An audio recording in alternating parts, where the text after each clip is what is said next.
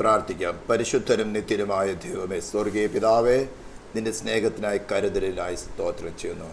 ഞങ്ങളുടെ വീണ്ടെടുപ്പും ഞങ്ങളുടെ നീതീകരണവും ഞങ്ങളുടെ രക്ഷയും ഞങ്ങളുടെ സ്നേഹിതനുമായിരിക്കുന്നതിനോടുകൂടെ ഈ സന്ധ്യാവുന്ന സമയത്ത് കർത്താവ് ഒരു കൂട്ടായ്മ കൂടെ നൽകിയിരിക്കാൻ സ്തോത്രം ചെയ്യുന്നു.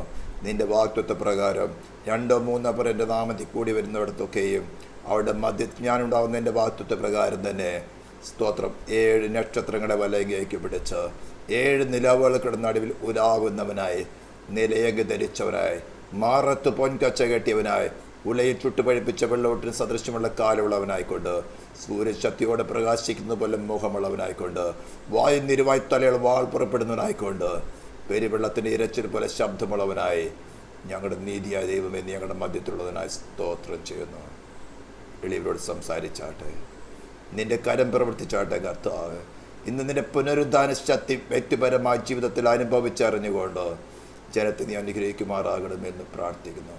ഞങ്ങളുടെ ഒരു ഗുണങ്ങളും കർത്താവ് വില പോകുകയില്ല. ക്രൂശി ഞങ്ങൾക്ക് വേണ്ടി നിവർത്തിച്ച നീതിയിൽ മാത്രം ഞങ്ങൾ ആശ്രയിക്കുകയാണ്. തിരുനാമത്തെ മഹത്വപ്പെടുത്തുന്നു. യേശു ക്രിസ്തുവിൻ്റെ നാമത്തിൽ തന്നെ സ്തോത്രം. വീണ്ടും വരുന്നവനായ നമ്മുടെ കർത്താവ് യേശു ക്രിസ്തുവിൻ്റെ അതിശ്രേഷ്ഠമായ നാമത്തിൽ വീണ്ടും ഒരിക്കൽ കൂടെ ഈ ഒരു ക്ലാസ്സിലേക്ക് നമ്മളെ കർത്താവ് കൂട്ടി വരുത്തിയതോർത്ത് നന്ദി അറിഞ്ഞ കൃത്യത്തോട് ദൈവസന്ധി നമുക്കായിരിക്കാം. കഴിഞ്ഞ സാറ്റർഡേ ക്ലാസ്സുകൾ വളരെ അനുഗ്രഹീതമാകുന്നു പറഞ്ഞ് പലരും കോണ്ടാക്ട് ചെയ്യുകയുണ്ടായിരുന്നു, പലരും ബുക്കുകൾ ആവശ്യപ്പെടുകയുണ്ടായിരുന്നു, പലരും വളരെ ആഴത്തിൽ തന്നെ ഇത്തരം കാര്യങ്ങളുണ്ടോ എന്ന് മനസ്സിലാക്കേണ്ട താല്പര്യത്തോടു കൂടെ കടന്നു വരുന്നു. സ്തോത്രം. ദൈവം അനുഗ്രഹിക്കട്ടെ. നമ്മൾ പ്രാർത്ഥനയിൽ ഓർക്കുക, കർത്താവ് ഇന്ന് ഞാൻ പറഞ്ഞല്ലോ, നമ്മൾ വാതിലായി നിന്നാൽ തനിക്ക് പ്രസാദമുള്ള ആത്മാക്കളെ കർത്താവ് കൊണ്ടുവരും. സ്തോത്രം. നമ്മൾ പഠിച്ചല്ലോ, വാതിലിന് വേണ്ടതെന്താ? നീലനൂല്, ധൂമ്രനൂല്, ചുവപ്പ് നൂല്, പിരിച്ച പഞ്ഞി നൂല്. ഇവ കൊണ്ടാണ് ചിത്രത്തയ്യൽ പണിയുക. ഈ ചിത്രത്തയ്യൽ പണി എന്ന് പറഞ്ഞാൽ നീഡിൽ വർക്കാണ്, എംബ്രോയ്ഡറി വർക്ക്. ഒരു എംബ്രോയ്ഡറി കാണുമ്പോൾ അതിന് വെളിയിൽ കാണുമ്പോൾ നല്ല ഭംഗിയല്ലേ? അതിനൊരു എംബ്രോയ്ഡറി ചെയ്യുമ്പോൾ ആ ക്ലോത്തിൽ കൂടെ ഒരു സൂചി എത്ര പ്രാവശ്യം കയറി ഇറങ്ങണം നോക്കണം. ഇതുപോലെ കുത്തുവാക്കുകൾ, അയലക്കാർ, ബന്ധുക്കൾ, സ്നേഹിതന്മാർ, ഇവൻ നമ്മുടെ കൂടെ കർത്തൃവേഷം എടുക്കുന്നവർ പോലെ പോലും ഇങ്ങനെ കുത്തിക്കൊണ്ടേയിരിക്കുന്ന പല പല അനുഭവങ്ങളൊക്കെ ഉണ്ടാകും. അവിടെയൊക്കെയും നമ്മളിൽ നിന്ന് സുഗന്ധം പുറപ്പെടണം. അതാണ് പറഞ്ഞിരിക്കുന്നത്. ഉത്തമഗീതങ്ങൾ പറഞ്ഞിട്ടുണ്ടല്ലോ, കാട്ടുമരങ്ങൾക്കിടയിൽ സ്തോത്രം മുന്തിരിവള്ളി പോലെയൊക്കെ. ഈ റോസ് ഉണ്ടല്ലോ, റോസ് നല്ല ഫ്രാഗ്രൻസ്, നല്ല മണമുള്ളതാണല്ലോ. ഈ കാറ്റടിക്കുമ്പോഴൊക്കെയും അതിൻ്റെ മുള്ളിൽ പോയി ആ ഫ്ലവർ ചെന്ന് ടച്ച് ചെയ്യുമ്പോഴും അതിനകത്തുനിന്ന് മണം കൂടുതൽ വരും.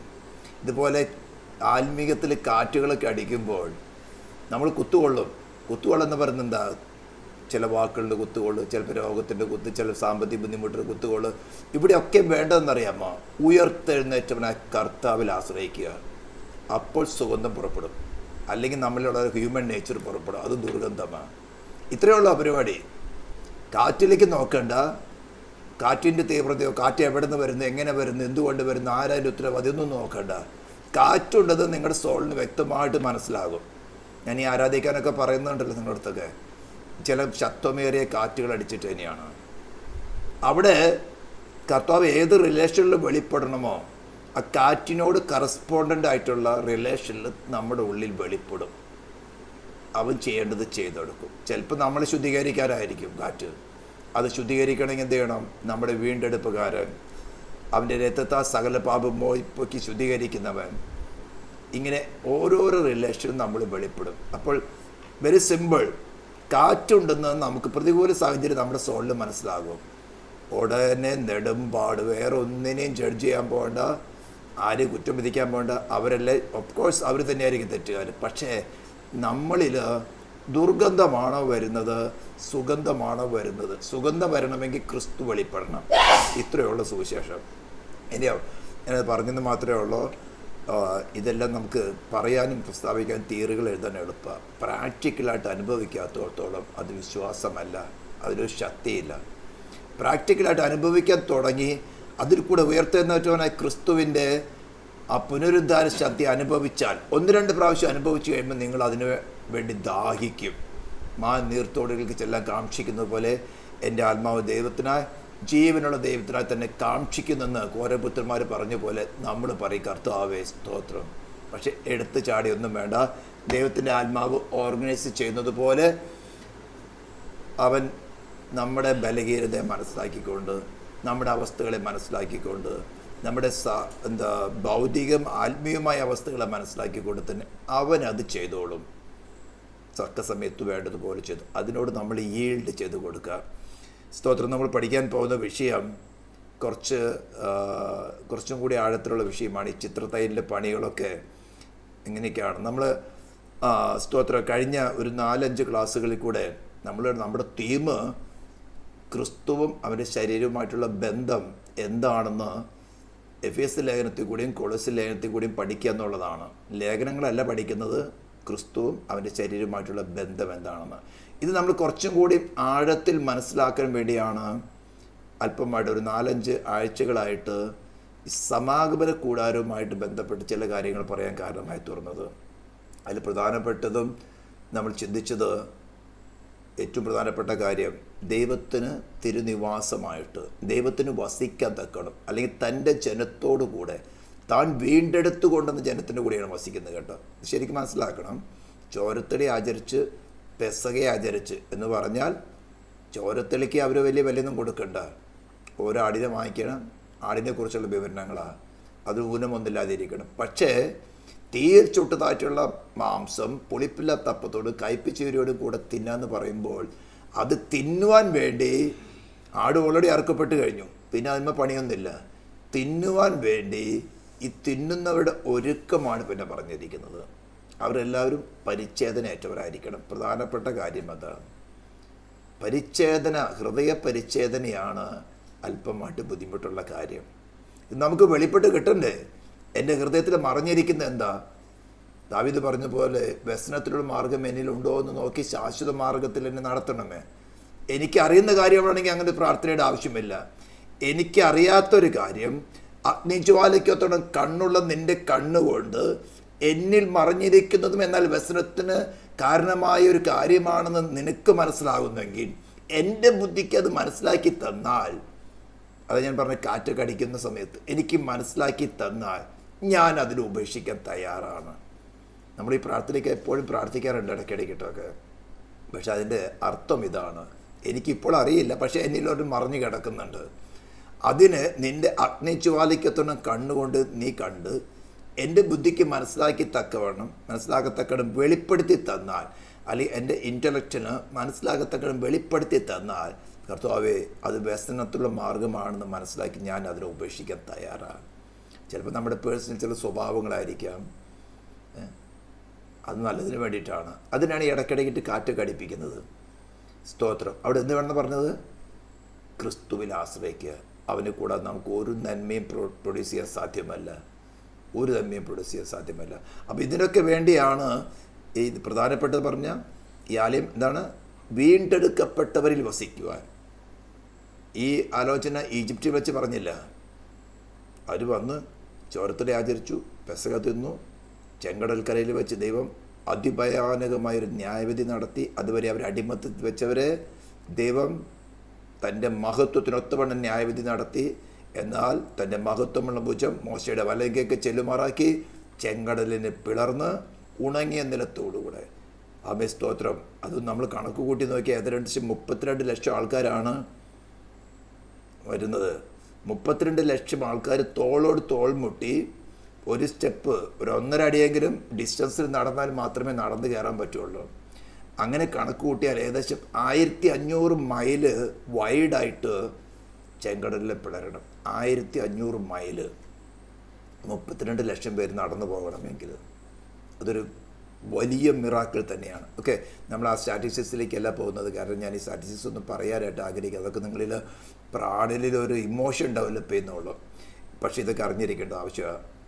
അങ്ങനെ കൊണ്ടുവന്ന് ഓരോ പർവ്വത്തിൻ്റെ കീഴെ കൊണ്ടുവന്നിട്ടാണ് ദൈവരോട് പറയുന്നത്, ഞാൻ എൻ്റെ വീണ്ടെടുത്ത എൻ്റെ ജനത്തിൻ്റെ നടുവിൽ വസിപ്പാൻ അവരെനിക്കൊരു വിശുദ്ധ മന്ദിരം പണിയണം. തിരുനിവാസവും അതിൻ്റെ ഉപകരണങ്ങളൊക്കെയും ഞാൻ കാണിക്കുന്ന മാതൃക പ്രകാരം തന്നെ പണിയണം. ഒരു ഡിനോമിനേഷൻ്റെയോ ഒരു വ്യക്തി താല്പര്യത്തിൻ്റെയോ ഒന്നുമല്ല, ദൈവത്തിന് വസിപ്പാനുള്ള ആലയമായിട്ട് പണിയണം. അത് പണിത് കഴിഞ്ഞ് ദൈവ തേജസ് അവിടെ ഇറങ്ങി വന്നു കഴിഞ്ഞാൽ ഇതിനെ പണിയാൻ ഉത്സാഹിച്ചും ദൈവത്തിന് അരുളപ്പാട് പ്രാപിച്ചവനുമായി മോശയ്ക്ക് പോലും അവിടെ സ്ഥാനമില്ല. ദൈവത്തിൻ്റെ തേജസ് നമ്മളെ ഇറങ്ങിയാൽ പിന്നെ ഞാൻ എൻ്റെ എന്നുള്ളത് ഒരു സ്ഥാനം അവിടെയില്ല. ഓക്കെ, ഇതെല്ലാം നമ്മൾ ഹൃദയത്തിൽ ധ്യാനിക്കുക. സ്തോത്രം. പിന്നെ അവരിൽ നിന്ന് വാങ്ങേണ്ടത് എന്താണ്? നല്ല മനസ്സോട് തരുന്ന ഏവനോട് നിങ്ങൾ എനിക്ക് വേണ്ടി വഴിപാട് വാങ്ങണം. വാങ്ങേണ്ട വഴിപാട് സ്പെസിഫിക് ആണ്. ഒരു ഡിനോമിനേഷൻ, ഒരു പള്ളി, ഒരു പുരോഹിതനും, ഒരു പോപ്പ്, ഒരു സെൻട്രൽ പാസ്റ്റർ പറയുന്നത് പോലെയല്ല. പൊന്ന്, വെള്ളി, താമ്രം, 3 ലോകങ്ങൾ. സ്തോത്രം. അത് കഴിഞ്ഞ് നൂലുകൾ, 4 വിധത്തിലുള്ള നൂലുകൾ, പിന്നെ ഖദിരമരം, വിളക്കിന് എണ്ണ, പിന്നെ അഭിഷേക തൈലത്തിനും സുഗന്ധവർഗത്തിനും പരിമളധൂപത്തിനും അർപ്പിക്കാനായിട്ടുള്ള സുഗന്ധവർഗങ്ങൾ. ഇതെല്ലാം തന്നെ അവരിൽ നിന്ന് വാങ്ങണം. മിസ്രൈമിൽ നിന്ന് കടന്നു പോകുന്നപ്പോൾ അവർ ഈജിപ്തിനെ കൊള്ളടിക്കുന്നതൊക്കെ ദൈവം തന്നെ അവിടെ ഹൃദയത്തിൽ ചില ആലോചനയൊക്കെ കൊടുത്തു. മിസ്രൈമരോട് അവർ ചോദിച്ചൊക്കെ അവർക്ക് കൊടുക്കാൻ മനസ്സിൽ തോന്നിപ്പിച്ചു. അപ്പോൾ അവരുടെ കയ്യിലൊക്കെ കുറച്ച് കാര്യങ്ങളൊക്കെ ഉണ്ട്. പക്ഷേ ആദ്യം ചെയ്തതെന്ന് തന്നെ അതുകൊണ്ട് കാളക്കുട്ടി ഉണ്ടാക്കിയത്. അതുപോട്ടെ, അപ്പം ഇത് ആത്മീയമായിട്ട് വരുമ്പോൾ നമ്മളിൽ എന്തെങ്കിലുമൊക്കെ ഉണ്ടെങ്കിലേ ദൈവത്തിന് വാസിക്കാൻ സാധിക്കുകയുള്ളൂ. പൊന്നെന്ന് പറഞ്ഞാൽ വിലയേറിയ വിശ്വാസം, പരിശോധിക്കപ്പെട്ട വിശ്വാസം. ഞാൻ ജസ്റ്റ് ഒന്ന് റിമൈൻഡ് ചെയ്തിട്ട് മുന്നോട്ട് പോവാണ്. സ്തോത്രം. വെള്ളി എന്താ? 1/2 ശേക്കെൽ. വീണ്ടെടുപ്പ് വിലയായിരിക്കുന്ന ക്രിസ്തുവിൻ്റെ ജീവൻ തന്നെ, അല്ലെങ്കിൽ അവൻ്റെ രക്തം തന്നെ. അതിലേത് പ്രതികൂലത്തിൽ വന്നാൽ നിവരെ നിൽക്കുന്ന പലകകളായിട്ട് നിൽക്കുക. സ്തോത്രം. താമ്രം, കഷ്ടതയുടെ തീച്ചൂളിൽ കൂടെ കടന്നു പോയിട്ട് നമ്മുടെ കാലുകളെയും ആ മഹത്വത്തിലുള്ള യേശുവിനെ യോഹന്നാൻ കാണുന്നതാണ് ഉലയിൽ ചുട്ടുപഴിപ്പിച്ച് വെള്ളോട്ടിൽ സദൃശ്യമായ കാല്. ബ്രോൺസ് കാണിക്കുന്നത് ന്യായവിധിയും കൂടെ കാണിക്കുകയാണ് ചെയ്യുന്നത്. അപ്പോൾ നമ്മൾ എഫെസ്യരിൽ കടക്കാൻ പോവുകയാണ്.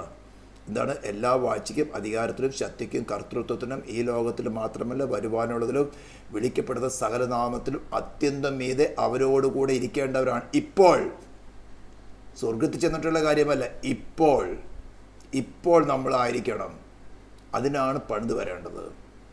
സ്തോത്രം. അപ്പം കഷ്ടതയിൽ കൂടെ നമുക്ക് എന്താണ് കിട്ടുന്നത്? സഹിഷ്ണുത, സിദ്ധത. അവിടെ വരുമ്പോഴാണ് നമുക്ക് ന്യായം വിധിക്കുക. ക്രിസ്തു നമ്മളിൽ വസിച്ചുകൊണ്ട് ന്യായം വിധിക്കുന്നത്. നമ്മളിൽ കൂടെ നടക്കുന്നുണ്ട്. രാജാക്കന്മാർ, ജാതികൾ, രാജ്യങ്ങൾ, സുവിശേഷ വിരോധികൾ നമ്മുടെ ഇഷ്ടത്തിനനുസരിച്ചല്ല, ദൈവഹിതമനുസരിച്ച് നടക്കുന്നുണ്ട്. ഇനിയും നടക്കും. സ്തോത്രം. ഹല്ലേലൂയ. പിന്നെ പ്രധാനപ്പെട്ടതാണ് അഭിഷേക തൈലത്തിന് എണ്ണ. അതെങ്ങനെയാണ്? ഇടിച്ചെടുത്ത തെളിവുള്ള ഒലിവെണ്ണ. നീലനൂല്, ധൂമ്രനൂല്, ചുവപ്പ് നൂല്, പിരിച്ച പഞ്ഞി നൂല്. സ്തോത്രം. ഇതൊക്കെ എല്ലാം കൂടി ഉണ്ടായിട്ടല്ല നമ്മളിത് ആലയത്തിൽ പഠിക്കുന്നത്. എല്ലാവരുടെ എല്ലാം ഉണ്ടായിരുന്നു. പൊന്നുള്ളവൻ കൊണ്ട് കൊടുത്തു, വെള്ളിയുള്ളവൻ വെള്ളി കൊടുത്തു, താമ്രമുള്ളവൻ താമ്രം കൊടുത്തു, നീലനൂലുള്ളവൻ അത് കൊടുത്തു, ചുവപ്പ് നൂലുള്ള അത് കൊടുത്തു, ധൂമ്രനൂലുള്ള അത് കൊടുത്തു, പഞ്ഞി നൂലുള്ള അത് കൊടുത്തു. അപ്പോൾ നമ്മുടെ കയ്യിൽ കർത്താവേ, എന്നെ നീ എന്താ പണിയാൻ ആഗ്രഹിക്കുന്നത്? നീ അത് പണിതെടുക്കുക. നിൻ്റെ നിവാസമായിട്ട് പണിയാൻ തക്കോണം എൻ്റെ കർത്താവ്. നീ തന്നല്ലാതെ എൻ്റെ കയ്യിലൊന്നുമില്ല. നമ്മളിൽ എന്താ ഉണ്ടായിരുന്നത്? പാപം. ഏതൻ തോട്ടം തുടങ്ങി നമ്മളിൽ സ്വന്തമായി ഉണ്ടായിരുന്നത് പാപം. Sin as a person, as a power. നമ്മെ അടിമപ്പെടുത്തി വെച്ചിരുന്ന് തൻ്റെ ഹിതം നമ്മെ കൊണ്ട് ചെയ്യിപ്പിച്ചുകൊണ്ടിരുന്ന പാപം. അതിന് ക്രൂശിൽ ന്യായവിധി നടത്തി, അതിഭയാനകമായ ന്യായവിധി നടത്തി. അതിൽ വിശ്വസിക്കുന്നവരെ നമ്മെ സൗജന്യമായി ദൈവം നീതീകരിച്ച് പുത്രൻ്റെ സെയിം ക്വാളിറ്റിയിലാക്കി ദൈവ അനുരൂപമായി പുതിയ മനുഷ്യനാക്കി നമ്മെ സൃഷ്ടിച്ച് പുത്രനോട് അനുരൂപരാക്കി തീർത്ത് നമ്മളെയും അവനോട് കൂടെ സ്വർഗസ്ഥലങ്ങളിൽ ഇരുത്തിയിരിക്കുകയാണ്. ഇനി നമ്മളിലുള്ളതായിട്ടുള്ള ചെറിയ ചെറിയ പണികളാണ് നടത്തിയെടുക്കേണ്ടത്. അതിന് പരിശുദ്ധാത്മാവ് ഒരുക്കുന്നതിനനുസരിച്ച് അവനോട് ഈൽഡ് ചെയ്ത് കർത്താവ് എന്നെയും പണിയണമേ. നമുക്ക് സഹിക്കാവുന്നതിനേക്കാളും വലിയ പരീക്ഷകൾ തരില്ല. പരീക്ഷയോടുകൂടി നീക്കുപോക്ക് പ്രോമിസാണ്. സ്തോത്രം. എന്താണ് നമുക്ക് മനസ്സിലാകുന്നത്? അല്പവിശ്വാസമാണോ? ഭയമാണോ? സ്വസ്നേഹമാണോ? അതിന് എന്ത് മനസ്സിലാക്കി കിട്ടുന്ന കർത്താവ് എനിക്കിത് വേണ്ട, ഇത് അപകടമാണ്, വ്യസനത്തിനുള്ള മാർഗമാണ് എന്നൊക്കെ മനസ്സിലാക്കി ഇവിടെ ഏൽപ്പിച്ചോളൂ. അപ്പോൾ ഏകദേശം നമ്മുടെ സ്ഥാനം നിങ്ങൾക്ക് അറിയാമല്ലോ. പഴയ നിയമത്തിൽ മഹാപുരോഹിതന് ആണ്ടിൽ ഒരിക്കൽ മാത്രം കടന്നു ചെന്ന സ്ഥലമാണ് അതിവിശുദ്ധ സ്ഥലം. അവിടേക്കാണ് നമ്മൾ നിർത്തിയിരിക്കുന്നത്. അവിടെ 1/2 ശേക്കെൽ വെള്ളിയിൽ നിവരെ നിൽക്കുന്ന പലകകളായിട്ട് 5 അന്താഴങ്ങൾ കൊണ്ട് സ്തോത്രം 5 ശുശ്രൂഷകൾ കൊണ്ട് നമ്മൾ നിർത്തിയിരിക്കുന്നത്. അവിടെ നിന്ന് ആർക്കും നമ്മൾ പിടിച്ചുകൊണ്ട് പോകാനും സാധ്യമല്ല. പക്ഷെ നമുക്ക് വേണമെങ്കിൽ ഈ അരശായിക്കൊന്ന് ഇറങ്ങിപ്പോവാം. നമ്മുടെ വീണ്ടെടുപ്പിലെ ക്രിസ്തുവിന്, അത് എബ്രായലേഖനം 6-ാം അധ്യായത്തിൽ പറഞ്ഞിരിക്കുന്നത്, ഒരിക്കൽ പ്രകാശനം ലഭിച്ചിട്ടെന്ന് പറഞ്ഞുകൊണ്ട് സ്വർഗീയദാനം ആസ്വദിക്കുകയും വരുവാനുള്ള ലോകത്തിൻ്റെ ശക്തി നമ്മളിൽ കൂടെ ആസ്വദിക്കുകയും ഒക്കെ ചെയ്തതിന് ശേഷം പിന്മാറിപ്പോയാൽ പിന്നെ അവന് മാനസാന്തരത്തിലേക്ക് പുതുക്കാൻ പറ്റില്ല എന്ന് പറഞ്ഞിരിക്കുന്നത്. അങ്ങനെ ഒരു അവസ്ഥ വരാതെ, കർത്താവേ ഞാനോ ഒന്നുമില്ലാത്തതായിരുന്നു, നീയാണ് എന്നെ വിളിച്ചത്, നീ വിളിക്കുമ്പോഴേ തന്നെ എൻ്റെ അമ്മയുടെ ഉദരത്തിൽ ഉരുവാകുന്നതിന് മുമ്പേ തന്നെ നീ എന്നെക്കുറിച്ച് പ്ലാൻ ചെയ്തിട്ടുള്ള ആ ഹിതം എന്നെ നടക്കണം. എനിക്ക് സ്വന്തമെന്ന് പറയാൻ കുറേ പാപ സ്വഭാവങ്ങളേ ഉള്ളൂ, കുറേ ബലഹീനതകളുള്ള. പ്ലീസ് ലോർഡ്, അതറിഞ്ഞിട്ടാണല്ലോ നീ എന്നെ വിളിച്ചത്. അതറിഞ്ഞിട്ട് വിളിക്കല്ല, നീ അതിക്ക് മുമ്പ് എനിക്ക് വേണ്ടി നീ പാപയാഗമായി തീർന്നു. എനിക്കത് മറവായിരുന്നു, പക്ഷെ ഇതെനിക്കിപ്പോൾ അത് വെളിപ്പെടുത്തി എന്ന് പറഞ്ഞുകൊണ്ട് നമ്മെ ഏൽപ്പിച്ചു കൊടുക്കുക. അപ്പോൾ ആലിപ്പണിക്ക് കാര്യങ്ങൾ ഏകദേശം നമുക്ക് അതിൻ്റെ സീരിയസ്നെസ് എത്രയെന്ന് മനസ്സിലായി. ഇനി നമുക്ക് ചിന്തിക്കാനുള്ള നേരെ നമുക്ക് പോകേണ്ടത് എഫേസ്യ ലേഖനത്തിലെയും കൊളോസ്യ ലേഖനത്തിലെയും പൗലോസിൻ്റെ ഓരോ പ്രാർത്ഥനകളുണ്ട്. ഇതിലേക്ക് പോയിട്ടാണ് നമുക്ക് സഭയും ക്രിസ്തുവുമായിട്ടുള്ള ബന്ധം എന്താണെന്ന് മനസ്സിലാക്കാനുള്ളത്. ഞാൻ ആദ്യം എഫേസ്യ ലേഖനത്തിൽ 4 കോളം നിങ്ങൾക്ക് ഇപ്പോൾ സ്ക്രീനിൽ കാണാം. ആദ്യത്തെ 2 ഇംഗ്ലീഷിൽ എഫേസ്യ ലേഖനം, സെക്കൻഡ് കൊളോസ്യ ലേഖനത്തിലുള്ളതാണ്. അതിൻ്റെ ട്രാൻസ്ലേഷനാണ് റൈറ്റ് സൈഡിൽ കാണുന്നത്. ആദ്യം മലയാളത്തിൽ എഫേഷ്യൻസ് 1 ചാപ്റ്റർ 1 15 ഓൺവേർഡ്സ് 23, അതുപോലെ കൊളോസ്യ ലേഖനത്തിൻ്റെ ചാപ്റ്റർ 1 വേഴ്സ് 9 on to 17 വരെയാണ് വായിക്കുന്നത്. ഞാൻ മലയാളത്തിൽ വായിക്കുന്നു, എഫേസ്യ ലേഖനം ആദ്യം വായിക്കുന്നു. അത് നിമിത്തം എന്ന് പറഞ്ഞാൽ അതിന് മുൻപ് വേഴ്സ് 15 വരേക്ക് നമ്മൾ ചിന്തിച്ചതാണ്. ഒക്കെയും എന്തായിരുന്നു നമ്മുടെ വീണ്ടെടുപ്പ് എങ്ങനെയാണ് നടക്കുന്നത്, പാപമോചനം എങ്ങനെയാണ് നടക്കുന്നത്, പാപം എങ്ങനെയാണ് മറയ്ക്കപ്പെടുന്നത്, നമ്മെക്കുറിച്ചുള്ള ദൈവത്തിൻ്റെ പ്ലാൻ എന്താണ്, ഇതെല്ലാം മനസ്സിലായതിന് ശേഷം, അതായത് പാപിയായിരുന്ന നമ്മെ തൻ്റെ രക്തം കൊണ്ട് വിലക്കി വാങ്ങി പിതാവിനാൽ ആകർഷിക്കപ്പെട്ട് പരിശുദ്ധാത്മാവിനെ നമുക്ക് പാപത്തെക്കുറിച്ച്, നീതിയെക്കുറിച്ച്, ന്യായവിധിയെക്കുറിച്ച് ബോധം വരുത്തി നമ്മെക്കുറിച്ചുള്ള ദൈവഹിതം അവൻ്റെ ഹൃദയത്തിൽ മറഞ്ഞിരുന്നത്, അതായത് എല്ലാം ക്രിസ്തുവേശുവിൽ ഒന്നായി ചേർക്കുക എന്നുള്ള അവൻ്റെ പ്ലാന്, സ്തോത്രം, നമുക്ക് വെളിപ്പെടുത്തി തന്ന് അതെങ്ങനെയാണ് നമ്മുടെ എഫേസ്യർ 2nd ചാപ്റ്ററിലും പഠിച്ചു. തന്നിൽ ഒരേ പുതുമനുഷ്യനായി, ഓരോ പുതുമനുഷ്യനായിട്ട് ഇൻഡിവിജ്വലായിട്ടല്ല, ഒരേ പുതുമനുഷ്യനായി തന്നിൽ ഉയർത്തെഴുന്നേറ്റവനായി ക്രിസ്തുവിൽ ഒരേ പുതുമനുഷ്യനായിട്ട് സൃഷ്ടിച്ചു എന്നാണ് പറഞ്ഞിരിക്കുന്നത്. സ്തോത്രം. അങ്ങനെയാണ് ദൈവത്തിൻ്റെ എറ്റേണൽ പ്ലാൻ നമുക്ക് മനസ്സിലായി. അതായത് ക്രിസ്തുവ് അവരുടെ ശരീരമെന്ന സഭ എവിടെയാ എടുത്തൊന്ന് വായിക്കാം. എഫേസ്യൻസ് ചാപ്റ്റർ 2 എടുത്തോളൂ. ചാപ്റ്റർ 2 വേഴ്സ് 14 തുടങ്ങിയാണ് നമുക്ക് വായിക്കേണ്ടത്.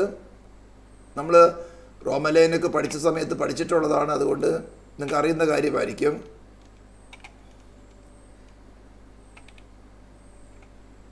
വേഴ്സ് 14 ഞാൻ വായിക്കുന്നു. അവൻ നമ്മുടെ സമാധാനം, അവൻ ഇരുപക്ഷത്തെയും ഒന്നാക്കി ചട്ടങ്ങളും കൽപ്പനകളുമായി ന്യായപ്രമാണം എന്ന ശത്രുത്വം തന്റെ ജഡത്താൽ നീക്കി വേർപാടിന് നടുച്ചോറ് ഇടിച്ചു കളഞ്ഞത് സമാധാനം ഉണ്ടാക്കിക്കൊണ്ട് ഇരുപക്ഷത്തെയും, ഇത് വായിക്കുമ്പോൾ നമുക്ക് പെട്ടെന്ന് തോന്നും ജൂസിനെയും ജെൻഡൈൽസിനെയും ആണെന്ന്. ഒരു പക്ഷം എഴുതാം. നമ്മൾ ബേസിക്കലി നോക്കുമ്പോൾ എന്താ, നമ്മൾ ഫസ്റ്റ് തിമോത്തിയോസിന്റെ 2nd ചാപ്റ്റർ വേഴ്സ് 5 പഠിച്ചിരിക്കുന്നത് എന്താണ്? ദൈവം ഒരുവനെയുള്ളൂ, ദൈവത്തിനും മനുഷ്യർക്കും ഇടയിൽ മധ്യസ്ഥൻ ഒരുവൻ, എല്ലാവർക്കും വേണ്ടി തന്നെത്താൻ മറുവിലായി തീർന്ന മനുഷ്യനായ ക്രിസ്തുവേശു തന്നെ. അപ്പോൾ ദൈവം ഒരു പക്ഷത്തും സകല മാനവജാതി വേറെ പക്ഷത്ത്. ഇങ്ങനെ വേണം ചിന്തിക്കാൻ. ഇരുപക്ഷം എന്ന് പറഞ്ഞാൽ എന്താ? ദൈവം ഒരു പക്ഷത്ത്, അവന്റെ ജസ്റ്റിസ് ഇങ്ങനെ ബ്രൈറ്റായിട്ട് നിൽക്കാണ്. അതിനെ മാറ്റുവാനോ അതിനെ കുറയ്ക്കുവാനോ ഒന്നും സാധ്യമല്ല. ഞാൻ എൻ്റെ നിയമത്തെ ഭേദഗതി വരുത്തുകയില്ല. പക്ഷെ മനുഷ്യനോ ദൈവത്തിൽ നിന്ന് കിട്ടിയതായിട്ടുള്ള ദാനത്തെ മറന്നു കളഞ്ഞ് തൻ്റെ ഫ്രീ വില്ലിനാൽ നിത്യരായ ദൈവത്തിൻ്റെ തേജസ്സിനെ ഉപേക്ഷിച്ച് സെൽഫിനെ തിരഞ്ഞെടുത്തിരിക്കുകയാണ്.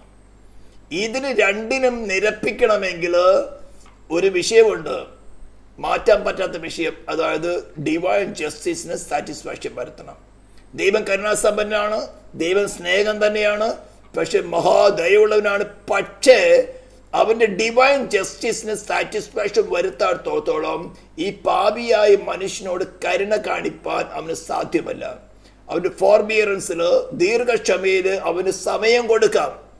ഇങ്ങനെ രണ്ട് പക്ഷത്തായിരിക്കും നിൽക്കുന്ന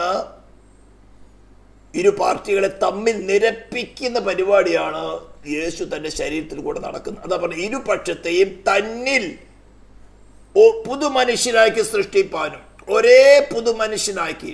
നമുക്ക് ആ സീക്വൻസിൽ വായിക്കുമ്പോൾ തോന്നും യഹൂദനും ജാതിയും തമ്മിലുള്ള എൻമിറ്റി ആണെന്ന്. നോ, ആക്ച്വൽ എൻമിറ്റി എവിടെയാണ്? ദൈവവും മനുഷ്യരും തമ്മിലുള്ള എൻമിറ്റി. മനുഷ്യന്റെ ഹൃദയത്തില് എൻമിറ്റിയാണ്. ഇതിൽ നിന്നും മാറാൻ വേറെ വഴിയില്ല. ദൈവത്തിന് ഇത് തമ്മിൽ അടുക്കാൻ സ്വമേധയെ അടുക്കാൻ പറ്റാത്തതിന്റെ വിഷയം എന്താ? ഡിവൈൻ ജസ്റ്റിസിന് സാറ്റിസ്ഫാക്ഷൻ വരുത്തണം. പാപം ചെയ്ത് ദേഹി മരിക്കണം. ഇതിനാണ് അത് പറഞ്ഞിരിക്കുന്നത്. സ്തോത്രം. ശത്രുത്വം തന്റെ ജഡത്താൽ നീക്കി വേർപാടിന്റെ നടിച്ചുറ ഇടിച്ചു കളഞ്ഞത് സമാധാനം ഉണ്ടാക്കിക്കൊണ്ട് ഇരുപക്ഷത്തെയും തന്നിൽ ഒരേ പുതുമനുഷ്യനാക്കി സൃഷ്ടിപ്പാനും. ഹല്ലേലൂയ. ക്രൂശിമേൽ വെച്ച് ശത്രുത്വം ഇല്ലാതാക്കി അതിനാൽ ഇരുപക്ഷത്തെയും ഏക ശരീരത്തിൽ ദൈവത്തോട് നിരപ്പിപ്പാനും തന്നെ. ഇതാണ് ഈ ചർച്ചിൽ കിട്ടിയിരിക്കുന്ന ഗ്രേറ്റസ്റ്റ് ബ്ലെസ്സിങ് എന്ന് പറഞ്ഞു കഴിഞ്ഞാൽ. സ്തോത്രം. അപ്പോൾ നമ്മുടെ ആ ഒരു നമ്മെക്കുറിച്ചുള്ള ദൈവത്തിൻ്റെ തീം ഏകദേശം നിങ്ങൾക്ക് മനസ്സിലായി കാണും. സ്തോത്രം. ദൈവമായിട്ടുണ്ടായിരുന്ന എൻമിറ്റിയെ ക്രൂശിൽ മാറ്റി. വിശ്വസിക്കുന്നവരെ ദൈവം പിന്നെ അത് ഓർക്കുന്നേ ഇല്ല. എൻമിറ്റി എൻ്റെ ജനം എന്നാണ് വിളിച്ചിരിക്കുന്നത്. എൻ്റെ മക്കള്, എൻ്റെ ജനം, മൈ ഓൺ പീപ്പിൾ. ഇതിനു വേണ്ടി എത്രയോ കോടി മനുഷ്യർ ദൈവം കൊടുക്കേണ്ടി വന്നു. എത്ര ജാതികളുമേ ന്യായവിധി നടത്തേണ്ടി വന്നു. അൾട്ടിമേറ്റ് ക്രീം എന്ന് പറയുന്നത് താൻ വിശുദ്ധരായിരിക്കുന്ന പോലെ വിശുദ്ധരാക്കി ഒരുക്കപ്പെട്ട ഒരു കൂട്ടം ജനത്തുമായിട്ട് ഇതാ ദൈവത്തോടുകൂടെ മനുഷ്യന്റെ കൂടാരമെന്ന് നാം വെളിപ്പാട് പുസ്തകത്തിൽ വായിക്കുന്നത് പോലെ അതിലേക്ക് ഒരു കൂട്ടത്തെ ആക്കിയെടുക്കുക എന്നുള്ളതാണ്. അപ്പോൾ അത്രയും ഇമ്പോർട്ടൻ്റ് ആയിരിക്കുന്ന, അത്രയും സവിശേഷതയുള്ള, അത്രമാത്രം വലിയ വില കൊടുത്ത് വാങ്ങി സമ്പാദിച്ചിരിക്കുന്ന ഒരു കൂട്ടരാണ് നാം മനസ്സിലാക്കണം. നമ്മൾ അപ്പോസ്തല പ്രവൃത്തി 20-ാം അധ്യായത്തിൽ വായിക്കുന്ന എന്താണ്? താൻ സ്വന്തം രക്തത്താൽ സമ്പാദിച്ച സഭയെ നമ്മെ കുറിച്ച് പറഞ്ഞിരിക്കുന്നതാണ്. താൻ സ്വന്തം രക്തത്താൽ സമ്പാദിച്ചിരിക്കുന്ന സഭയെ മേയിപ്പാൻ പരിശുദ്ധാത്മാവ് വരവേൽപ്പിച്ചിരിക്കുന്നു. അപ്പം ഇതെല്ലാം സീരിയസ്നെസ് മനസ്സിലാക്കി ഞാൻ പറയാൻ പോകുന്നത് പ്രാർത്ഥനയിൽ നമുക്ക് ചില കാര്യങ്ങൾ പഠിക്കാൻ പോവുകയാണ്. ഇപ്പം ഏകദേശം ക്രിസ്തുവും അവൻ്റെ ശരീരമായിട്ടുള്ള സഭയുമായിട്ടുള്ള ബന്ധം എന്താണെന്ന് മനസ്സിലാവുന്നുണ്ടല്ലോ. അതിനുവേണ്ടി കൊടുത്ത വില എന്താണെന്ന് മനസ്സിലാവുന്നുണ്ടോ. എത്രയോ കോടി വർഷങ്ങൾ ദൈവം അതിനുവേണ്ടി പ്ലാൻ ചെയ്തിരുന്നു. തൻ്റെ ഹൃദയത്തിൽ മറഞ്ഞിരുന്ന കാര്യം അപ്പസ്തോലന്മാർക്ക് പരിശുദ്ധാത്മാവിനെ വെളിപ്പെടുത്തി, വിശേഷാൽ അപ്പസ്തോലൻ പൗലോസ് അത് വെളിപ്പെടുത്തി തൻ്റെ ജീവിതത്തിൽ കൂടെ അനുഭവത്തിൽ കൂടെ താൻ അനുഭവിച്ചതിന് ശേഷം അത് എഴുതി വെച്ചു. വെറുതെ വെളിപ്പാട് ചൊല്ലിക്കൊടുത്ത് എഴുതിയതല്ല, അത് തൻ്റെ വ്യക്തിപരമായ ജീവിതത്തിൽ അനുഭവിച്ചു. അതാണ് പറഞ്ഞാൽ ക്രിസ്തുവിനെ നേടേണ്ടതിനും കൃപമേ പ്രാപിച്ച് അതേ പ്രതിമയായി രൂപാന്തരപ്പെടുക എന്നൊക്കെ പറയുന്നത് ബുദ്ധി കൊണ്ടുള്ള പ്രമാണമല്ല. പൗലോസ് ആ ഫുൾ അറ്റൈൻമെന്റിലേക്ക് എത്തപ്പെട്ടു. അതിന് വലിയ വില കൊടുക്കേണ്ടി വന്നു. എന്നിട്ടാണ് ഈ കാര്യങ്ങളൊക്കെ പറയുന്നത്. ഇതിന് ഇത്രയും കാര്യങ്ങൾ പറഞ്ഞതിന് ശേഷം പറയാണ്, അത് നിമിത്തം ഇന്നിപ്പോൾ ഞാൻ സംസാരിച്ച കാര്യങ്ങൾ ചുരുക്കമായിട്ട് പറഞ്ഞോളൂ. അത് നിമിത്തം ഞാനും നിങ്ങൾക്ക് വേണ്ടി കർത്താവായ യേശുവിലുള്ള വിശ്വാസത്തെയും സകല വിശുദ്ധന്മാരുടെ സ്നേഹത്തെയും കുറിച്ച് കേട്ടിട്ട് നിങ്ങൾക്ക് വേണ്ടി ഇടവിടാതെ സ്തോത്രം ചെയ്ത് എൻ്റെ പ്രാർത്ഥന നിങ്ങളെ ഓർത്തുകൊണ്ട് നമ്മുടെ കർത്താവായ യേശു ക്രിസ്തുവിൻ്റെ ദൈവവും മഹത്വമുള്ള പിതാവുമായവൻ നിങ്ങൾക്ക് തന്നെക്കുറിച്ചുള്ള പരിജ്ഞാനത്തിൽ ജ്ഞാനത്തിൻ്റെയും വെളിപ്പാടിൻ്റെ ആത്മാവിനെയും തരേണ്ടതിനും. അപ്പം ഇത്രയും വരെ പറഞ്ഞിട്ട് പറയുന്നതാണ്, തന്നെക്കുറിച്ച് ഉള്ള പരിജ്ഞാനത്തിൽ ജ്ഞാനത്തിൻ്റെയും വെളിപ്പാടിൻ്റെയും ആത്മാവിനെ തരേണ്ടതിനും. അപ്പോൾ ആത്മാവിനെ തന്നു കഴിഞ്ഞ പരിപാടി തീർന്നോ? തന്നെക്കുറിച്ചുള്ള personal experience that you may, English വായിക്കുകയാണെങ്കിൽ വേഴ്സ് 17 സ്തോത്രം.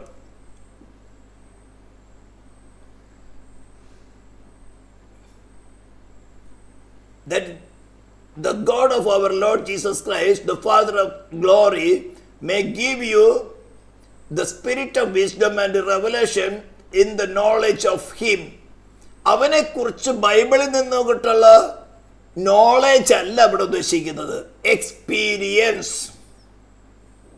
നോളേജ് ആവശ്യമാണ്, നോളേജുള്ള വിശ്വാസം ആവശ്യമാണ്. ഞാൻ മിക്കവാറും എല്ലാ ക്ലാസ്സുകളും പറയാറുള്ളതാണ്. ബൈബിൾ എന്ന് പറയുന്നത് ക്രിസ്തു ആരാണെന്നും മനുഷ്യൻ ആരാണെന്നും ക്രിസ്തുവും മനുഷ്യനുമായിട്ടുള്ള ബന്ധം എന്താണെന്ന് ഇത് പറയുമ്പോൾ ഉൽപ്പത്തി തുടങ്ങിയുള്ള കാര്യങ്ങളുണ്ട്. മനുഷ്യനെ എങ്ങനെ സൃഷ്ടിച്ചു, എങ്ങനെ മനുഷ്യൻ്റെ തേജസ് നഷ്ടപ്പെട്ടു, എങ്ങനെ അനുസരണക്കേട്ട മക്കളായി തീർന്നു, എന്തുകൊണ്ട് തേടത്തിൽ പുറത്തായി, തിരിച്ചു വരുന്നുള്ള ആവശ്യകത എങ്ങനെയാണ്, ഇതൊക്കെ നമ്മൾ ചിന്തിച്ചത്. ക്രൂശിൽ ഇരുപക്ഷത്തെയും ഒന്നാക്കി തന്നെ ഒരേ പുതു മനുഷ്യനാക്കി സൃഷ്ടിച്ച് ദൈവത്തോട് നിരപ്പിപ്പാൻ തന്നെ. സ്തോത്രം. എന്നിട്ട് പറയണം, ആ അനുഭവം നമ്മുടെ സോളിൽ നമ്മൾ എക്സ്പീരിയൻസ് ചെയ്യണം. തന്നെക്കുറിച്ചുള്ള നോളജ് ബൈബിളിൽ നിന്ന് കിട്ടുന്നത് ആവശ്യമാണ്, അതിനുള്ള വിശ്വാസം ആവശ്യമാണ്. ആ വിശ്വാസത്താൽ ക്രിസ്തുവിനെ നമ്മൾ പേഴ്സണലായിട്ട് എക്സ്പീരിയൻസ് ചെയ്യണം. ഇവിടെയാണ് നമുക്ക് വില കൊടുക്കേണ്ടി വരുന്നത്. വില കൊടുക്കാതെ പറഞ്ഞാൽ അതിന് ഓപ്പോസിറ്റായി നിൽക്കുന്ന ഒരു സെൽഫ് ഡിസയർ നമ്മളിലുണ്ട്, ഒരു സ്വസ്നേഹം നമ്മളിലുണ്ട്. ഇതിനെ നമുക്ക് എക്സ്പോസ് ചെയ്ത് കിട്ടാത്തോടത്തോളം നമ്മൾ അതിനെ അറിയാത്ത നമ്മളെങ്ങനെ റിജക്റ്റ് ചെയ്യുക?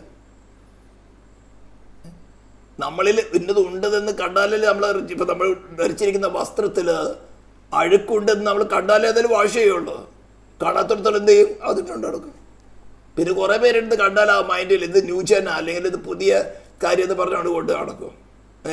മണിപ്പിള്ളേരൊക്കെ കണ്ടില്ലേ, കീറിയ പാൻറ് ഇടുന്നത് ന്യൂജൻ്റെ സ്റ്റൈലാണത്. മുട്ട് കീറിയ ജീൻസ്, ഇപ്പം മുട്ട് കീറിയതല്ല, പലയിടത്ത് കീറിയത് ജീൻസൊക്കെ ഇടുന്നത്. അതെന്താ? ഒരു ഫാഷനാണ്. പക്ഷേ നഗ്നത മറയ്ക്കാനുള്ളവർക്ക് അത് വൃത്തികേടായിട്ട് തോന്നും. ഞാൻ എക്സ്പീരിയൻസ് പറഞ്ഞു. അപ്പോൾ നമ്മളിലുള്ളത് കുറവാണ്. നമുക്ക് ആര് വെളിപ്പെടുത്തി തരണം? പരിശുദ്ധാത്മാവ് വെളിപ്പെടുത്തി തരണം. അങ്ങനെയല്ലയോ നമ്മൾ പാപത്തിൽ നിന്ന് മോചനം പ്രാപിച്ചത്? എങ്ങനെയാ? പാപത്തെക്കുറിച്ച്, നീതിയെക്കുറിച്ച്, ന്യായവിധിയെക്കുറിച്ച് പരിശുദ്ധാത്മാവ് വന്ന് നമ്മൾ വെളിപ്പെടുത്തി. ആര്? പിതാവിനെ ആകർഷിക്കപ്പെട്ട് പരിശുദ്ധാത്മാവ് നമ്മൾ വന്ന് എന്താണ് പാപം, അതിൻ്റെ കോൺസിക്വൻസ് എന്താണ്, എങ്ങനെയാണ് അത് കടന്നു വന്നത്, അതിനകത്ത് നമുക്ക് നമ്മുടെ പേഴ്സണൽ റെസ്പോൺസിബിലിറ്റി എന്തായിരുന്നു, ഇതിൻ്റെ കോസ് എന്തായിരുന്നു, ഓക്കെ, ഇതിൻ്റെ റെമഡിയൽ ആക്ഷൻ എന്താണ്, ഇത് നമ്മുടെ ഉള്ളിൽ കത്തും ആ കോൺസിക്വൻസ് വെളിപ്പെടുത്തി വരുമ്പോൾ. അപ്പോൾ നമ്മൾ നമ്മുടെ പഴയ ആശ്രയങ്ങളൊക്കെയും ആശ്രയിച്ച് നോക്കും, എല്ലായിടത്തും ഫെയിലാവും. ഇത് രക്ഷയുടെ മാർഗത്തിൽ വന്നവർക്കൊക്കെ അറിയുന്നതുകൊണ്ട് ഞാൻ എക്സാമ്പിൾ എടുത്തുന്നുള്ളൂ. അൾട്ടിമേറ്റ് നമ്മൾ കുഴഞ്ഞ് പൗലോസ് പറയുന്ന പോലെ, അയ്യോ ഞാൻ അരിഷ്ട മനുഷ്യൻ, ഈ മരണകരമായ ശരീരത്തിൽ നിന്ന് ആര് രക്ഷിക്കും എന്ന അവസ്ഥയിലേക്ക് വരും. വന്നു കഴിയുമ്പോൾ മാത്രമേ നമ്മുടെ സോൾ ഒരു വീണ്ടെടുപ്പുകാരന് വേണ്ടി നോക്കുള്ളൂ. കാരണം അറിയാമോ, ഏതും തോട്ടം തുടങ്ങി നമ്മുടെ നേച്ചർ എന്ന് പറയുന്നത് ദൈവത്തെ കൂടാതെ വാഴുവാനുള്ള ആഗ്രഹം, ദൈവത്തെ കൂടാതെ സെൽഫ് എക്സിസ്റ്റഡ് ആകണം എന്നുള്ള ആഗ്രഹമാണ് നമ്മളിലുള്ളത്. ഇത് ശരിക്കും ദൈവത്തിന് അറിയാം. അതുകൊണ്ട് നമ്മൾ ക്രിസ്തുവിൽ ആശ്രയിക്കുമാറാക്കി നിർത്തുവാൻ തക്കവണ്ണം ദൈവം പലപ്പോഴും ചില മുള്ളുകളും പൗലോസിന് ചേച്ചി ചില ശൂലങ്ങളൊക്കെ നമ്മുടെ ജീവിതത്തിൽ വയ്ക്കും. അതൊന്നും ദോഷത്തിനായിട്ടുള്ളതല്ല. കർത്താവേ സ്തോത്രം, നന്മയ്ക്കായി നീ കണക്കിട്ടാലും മതി. സ്തോത്രം. അപ്പോൾ തന്നെക്കുറിച്ചുള്ള പേഴ്സണൽ എക്സ്പീരിയൻസ് നമുക്ക് ഓരോരുത്തർക്കും ഉണ്ടാകും. ഇത് ഇസ്രായേലിൽ ഇല്ലാതിരുന്നത് കൊണ്ടാണ് അവർ നഷ്ടപ്പെട്ടു പോയത്. എബ്രായർ 4-ാം അധ്യായത്തിൽ പറഞ്ഞിരിക്കുന്നത് അത് വിശ്വാസമായി പരിണമിക്കായതുകൊണ്ട് അവർക്കത് ഉപകാരമായി വന്നില്ല. കേട്ട വചനം അവർക്ക് ഉപകാരമായി വന്നില്ല. അവർ വിശ്വസിച്ചു അല്ലേ? നമ്മുടെ പിതാക്കന്മാരുടെ ദൈവമായ അബ്രാഹാമിന്റെ, ഇസ്ഹാക്കിന്റെ, യാക്കോബിന്റെ ദൈവം എനിക്ക് വെളിപ്പെട്ട് വന്നിരിക്കുന്നു. സ്തോത്രം എന്ന് മോശ എന്ന് പറയുമ്പോൾ അടയാളങ്ങൾ കാണിച്ചു. വടി പാമ്പാക്കി, പാമ്പിനെ തിരിച്ച് വടിയാക്കി, വെള്ളത്തെ രക്തമാക്കി, ഇങ്ങനെ അടയാളങ്ങൾ കൂടെ ഒക്കെ കണ്ട് അവർ വിശ്വസിച്ചു. പെസയുടെ കാര്യം പറഞ്ഞ് എല്ലാവരും അനുസരിച്ചു. ചോർത്തള്ളി ആചരിച്ചു. തീ ചുട്ടാളിയുടെ മാംസം തിന്നു. കൂട്ടത്തിന് കുറെ സമ്മിശ്ര ജാതികളും കൂടെ ഇറങ്ങി തിരിച്ചു. അതാ പ്രശ്നം ഉണ്ടാക്കിയത്. ഇവരുടെ ഇൻഫ്ലുവൻസ് വളരെ ശക്തമായിട്ട് ഈ ചോരത്തള്ളി ആചരിച്ചു പെസഹ് തിരുനാൾ കൂട്ടത്തിൽ കടന്നു. ഇവരെല്ലാവരും സമ്മിശ്ര ജാതികളും അല്ലാത്തവരെല്ലാവരും കൂടെ സ്നാനപ്പെട്ടു. എല്ലാവരും മേഘത്തിന് കീഴും സമുദ്രത്തിന് സ്നാനപ്പെട്ടു എന്നാണ് ഖുർആനിൽ എഴുതിയിരിക്കുന്നത്. എല്ലാവരും കൂടെ കൊണ്ടുവന്നു, ഘോരപർവ്വത്തിന് കീഴെ കൊണ്ടുവന്നു. സമ്മിശ്ര ജാതികൾ എന്തേ? ഈ കിട്ടിയ ആഭരണങ്ങൾ വെച്ചുകൊണ്ട് കാളക്കുട്ടി ഉണ്ടാക്കി അഹ്റോനെ വശക്കാക്കി കളഞ്ഞു. അഹ്റോൻ നിർബന്ധിതനായിപ്പോയി. പക്ഷെ ദൈവം അന്ന് രാവിലെ മന്ന കൊടുത്തു. പക്ഷേ 3000 പേരെ തട്ടിക്കളഞ്ഞു. പക്ഷേ വിഷയം അതല്ല. അപ്പോൾ ഇതെല്ലാം എന്താണ്, അവരെ കേട്ട് ഇറങ്ങി തിരിച്ചുവെങ്കിലും അത് വിശ്വാസമായി പരിണമിക്കായതുകൊണ്ട് അവരെന്തായി, ഓരോ പർവ്വതത്തിൻ്റെ കീഴിൽ മോശ ദൈവത്തിൻ്റെ സന്നിധിയിൽ ഇരിക്കുന്ന സമയത്ത് അല്പം താമസിച്ചപ്പോൾ എന്തായി തീർന്നു? ദീർഘക്ഷമയില്ല, സഹിഷ്ണുത കിട്ടിയിട്ടില്ല.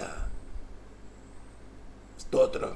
രാവിലെ മന്ന കിട്ടി, വിശപ്പൊക്കെ മാറി, പക്ഷേ ഉള്ളിൽ കിടക്കുന്ന ഒരു ആഗ്രഹം, മിസ്രൈമിലേക്ക് തിരിച്ചു പോകുന്ന ഒരു തലവനെ വേണം, ഒരു ദൈവത്തെ ഉണ്ടാക്കി തരണം. അവർ കിടന്ന ഗോശൻ ദേശത്തിലെ ദൈവമായിരുന്നു ഈ കാളക്കുട്ടി, അതിനുണ്ടാക്കി. ഇതെല്ലാം നമുക്ക് മാതൃകകളാണ്. ഇതൊക്കെ കൊരിന്ത്യർ പറഞ്ഞിരിക്കുന്നതാണ്, നമുക്ക് ദൃഷ്ടാന്തത്തിനായിട്ട് എഴുതി വച്ചിരിക്കുകയാണ്, ബുദ്ധി ഉപദേശത്തെ എഴുതി വച്ചിരിക്കുകയാണ്. ഇതുപോലുള്ള കാര്യങ്ങൾ ഉണ്ടാകരുത്. തിന്മാനം കുടിക്കാനിരുന്നു, കളിപ്പാൻ എഴുന്നേറ്റു, ഇങ്ങനെ ന്യായവിധി അവിടെ കടന്നു വന്നു. അപ്പം ഇങ്ങനത്തെ സംഭവങ്ങളൊക്കെ നമ്മളിൽ വരുമ്പോൾ, കർത്താവേ ഇത് വ്യസനത്തിനുള്ള മാർഗമാണല്ലോ, please Lord I don't need this, ഇത്രയുള്ളൂ. ഉയർത്തെഴുന്നേറ്റവനായി ക്രിസ്തുവിൽ ആശ്രയിക്കുക. ഏത് പ്രതികൂല കാറ്റ് വരട്ടെ, മരണം വരട്ടെ, നിങ്ങൾക്കത് മനസ്സിലാക്കി തരും. നിങ്ങളുടെ ഇൻ്റലിജൻറ്റിന് മനസ്സിലാകാത്ത വിധത്തിൽ ദൈവത്തിൻ്റെ പരിശുദ്ധാത്മാവ് നിങ്ങൾ ട്രെയിൻ ചെയ്തുകൊണ്ടിരിക്കും. ആ ട്രെയിനിങ് നിങ്ങൾക്ക് മനസ്സിലാവും. there is something wrong is going to happen. Lord, please save me. You are my salvation. You personally is my salvation. You personally is my redemption. You personally is my righteousness. എൻ്റെ നീതി, എൻ്റെ വീണ്ടെടുപ്പ്, എൻ്റെ രക്ഷ. നീ എൻ്റെ രക്ഷകൻ എന്നല്ല, നീ എൻ്റെ രക്ഷ. നീ എൻ്റെ വീണ്ടെടുപ്പുകാരൻ എന്നല്ല, നീ തന്നെ എൻ്റെ വീണ്ടെടുപ്പ്. നീതീകരിക്കുന്നതെന്നല്ല, നീ തന്നെ എൻ്റെ നീതീകരണം. പിന്നെ ആരാ ചോദിക്കാനുള്ളത്? പിന്നെ എങ്ങനെ മരണത്തിന് നമ്മുടെ മേലെ വിലയുള്ളത്, അവകാശമുള്ളത്? 1 Corinthians chapter 1 verse 30-31 ശരിക്ക് പഠിച്ച് ഹൃദയത്തിൽ മനസ്സിലാക്കിയിരിക്കണം. അപ്പം ഇതെല്ലാം യേശു വേഴ്സ് 13-31 1 Corinthians chapter 1 verse 30 അവൻ നമുക്ക് ദൈവത്തിൽ നിന്ന് ജ്ഞാനവും നീതിയും വീണ്ടെടുപ്പും രക്ഷയുമായി തീർന്നു, അല്ലേ, ശുദ്ധീകരണവുമായി തീർന്നു. ഇത് നമ്മുടെ ജീവിതത്തിൽ വരുമ്പോൾ ആര് തന്നെ? Lord, you are my redemption, you are my wisdom, you are my righteousness. പിന്നെ മരണത്തിനോ വാഴ്ചകൾക്ക് അധികാരങ്ങൾക്ക് ഒന്നിനും നമ്മൾ അടുക്കാൻ സാധിക്കും. ഇതിൽ നമ്മൾ ഉറച്ചാൽ ആ സമയത്ത് എന്തുണ്ടാവുന്നത്? നമ്മളിലുള്ള ബലഹീനതകൾ വെളിപ്പെടും. വെള്ളം തിളയ്ക്കുന്ന പോലെ നമ്മുടെ ഉള്ളിൽ കിടന്ന് നമ്മുടെ ബലഹീനത വെളിപ്പെടും, ഭയം വെളിപ്പെടും, സ്വസ്നേഹം വെളിപ്പെടും, മരണത്തോടെ ഭയം വെളിപ്പെടും. എന്ത് സംഭവിക്കും? ഇതാവും എന്താ സംഭവം? ലോർഡ്, എനിക്ക് മനസ്സിലായി ഇതൊക്കെ ഞാൻ തന്നെയാണ്, ഇതെൻ്റെ സ്വഭാവങ്ങളാണ്. ഇങ്ങനെ നമ്മൾ മനസ്സിലാക്കിയെടുത്ത് അവിടെ റീപ്ലേസ് ചെയ്ത് ഉയർത്തെഴുന്നേറ്റ ക്രിസ്തുവിന് ഒരു കുറവുമില്ല. അവനിൽ സർവസമ്പൂർണത വസിപ്പാനും അവനിൽ സർവസമ്പൂർണതയുമുണ്ട്. ഓൾ ഫുൾനെസ് അവനിലുണ്ട്. ഉറയ്ക്കുക. Lord please. ഉറപ്പില്ലെങ്കിൽ കർത്താവ് പറയാൻ എനിക്ക് ബലഹീനത എനിക്ക് മനസ്സിലായി. എൻ്റെ അവിശ്വാസത്തിൽ, അല്പവിശ്വാസത്തിൽ പ്ലീസ് ഹെൽപ്പ് മീ ലോർഡ്. നീ എനിക്ക് വേണ്ടി ജീവനെ തരുവാൻ, ശത്രുവായിരുന്ന സമയത്ത് എന്നെ സ്നേഹിച്ചുകൊണ്ട് എനിക്ക് പകരമായിട്ട് മരിക്കുവാൻ, എനിക്ക് പകരമായിട്ട് പാതാളത്ത് പോയി വെന്തെരിയുവാൻ, എനിക്ക് പകരമായിട്ട് കൈവിട്ടുപോയി എൻ്റെ ദൈവമേ നീ എന്നെ കൈവിട്ടത് എന്തെന്ന് ശത്രു ദോഷമായി എനിക്ക് പകരമായിട്ട് ചെയ്തെടുക്കുവാൻ നീ തയ്യാറായവനാണല്ലോ. ആ സ്നേഹത്തിൻ്റെ അല്പം പോലും മാറുന്നവനല്ല. ആ സ്നേഹത്തിൻ്റെ ഒരു 1% പോലും വേണ്ടല്ലോ ഇപ്പോഴത്തെ ഈ പ്രതികൂല സാഹചര്യത്തിൽ എന്നെ രക്ഷിപ്പാൻ. ഹല്ലേലൂയ. ഇതൊക്കെ പഴയ നിയമത്തിലെ വിശ്വാസികൾ അനുഭവിച്ചാരാ. ദാവീദ്, നിന്നാ ഞാൻ പടക്കൂട്ടത്തിന് നേരെ ചോടിച്ചല്ലോ, നിന്നാ ഞാൻ മതിൽ ചാടിക്കിടക്കും എന്നൊക്കെ സംഗീതത്തെ പാടുക. അങ്ങനെയാണ് ഇതൊക്കെ അനുഭവിച്ചിട്ട് പറഞ്ഞിരിക്കുന്നത്. അപ്പോൾ എന്താണെന്ന് ഞാൻ പറഞ്ഞത്, നമ്മുടെ കർത്താവ് യേശു ക്രിസ്തുവിൻ്റെ പിതാവും ദൈവവും മഹത്വമുള്ള പിതാവുമായ നിങ്ങൾക്ക് തന്നെക്കുറിച്ചുള്ള പരിജ്ഞാനത്തിൽ ജ്ഞാനത്തിൻ്റെ ഫസ്റ്റ് അറിവ്, വെളിപ്പാട്. അവനെക്കുറിച്ച് ബൈബിളിൽ എവിടെ എഴുതിയിരിക്കുന്നുള്ള വെളിപ്പാടല്ല, അത് വെളിപ്പാട് തന്നെ. നമ്മുടെ പേഴ്സണൽ സോളിൽ ഉയർത്തെഴുന്നേറ്റ ക്രിസ്തുവിൻ്റെ വെളിപ്പാട്, അതാണ് ആവശ്യം. പുസ്തകത്തിൽ അവനെക്കുറിച്ച് പറഞ്ഞിരിക്കുന്ന വെളിപ്പാട് പ്രാപിച്ച് ആവശ്യമാണെങ്കിൽ നോളേജിൽ നിന്ന് പെരുത്തു വരും, ബലൂൺ പോലെ ചീർക്കും. എനിക്കെല്ലാം അറിയാം, പക്ഷേ ഇതൊക്കെ എനിക്കറിയാം. ഇതൊക്കെ ഞങ്ങൾ സൺഡേ സ്കൂളിൽ പഠിച്ചിട്ടുള്ളതാണ്. ഇതൊക്കെ ഞങ്ങൾക്ക് കാണാപ്പെടാൻ അറിയാം. പക്ഷെ അത് വിശ്വാസമാണോ അല്ലേ എന്നുള്ളത് പരിശോധിക്കപ്പെടുമ്പോഴേ അറിയുള്ളൂ. കാറ്റ് പോകുന്നത് അപ്പം പറയണം, കർത്താവേ ഞാൻ പഠിച്ച വചനമൊക്കെ പറഞ്ഞു നോക്കും, ഉപവസിച്ച് നോക്കും, 10 പ്രാവശ്യം വചനം പറഞ്ഞു നോക്കും. പക്ഷേ അത് വിശ്വാസമായി പരിണമിച്ചിട്ടുണ്ടോ അല്ലേ എന്നുള്ളത് ആ പരിശോധന കാറ്റടിക്കുമ്പോൾ ആടി വരിയാതെ നിൽക്കണം. എവിടെ?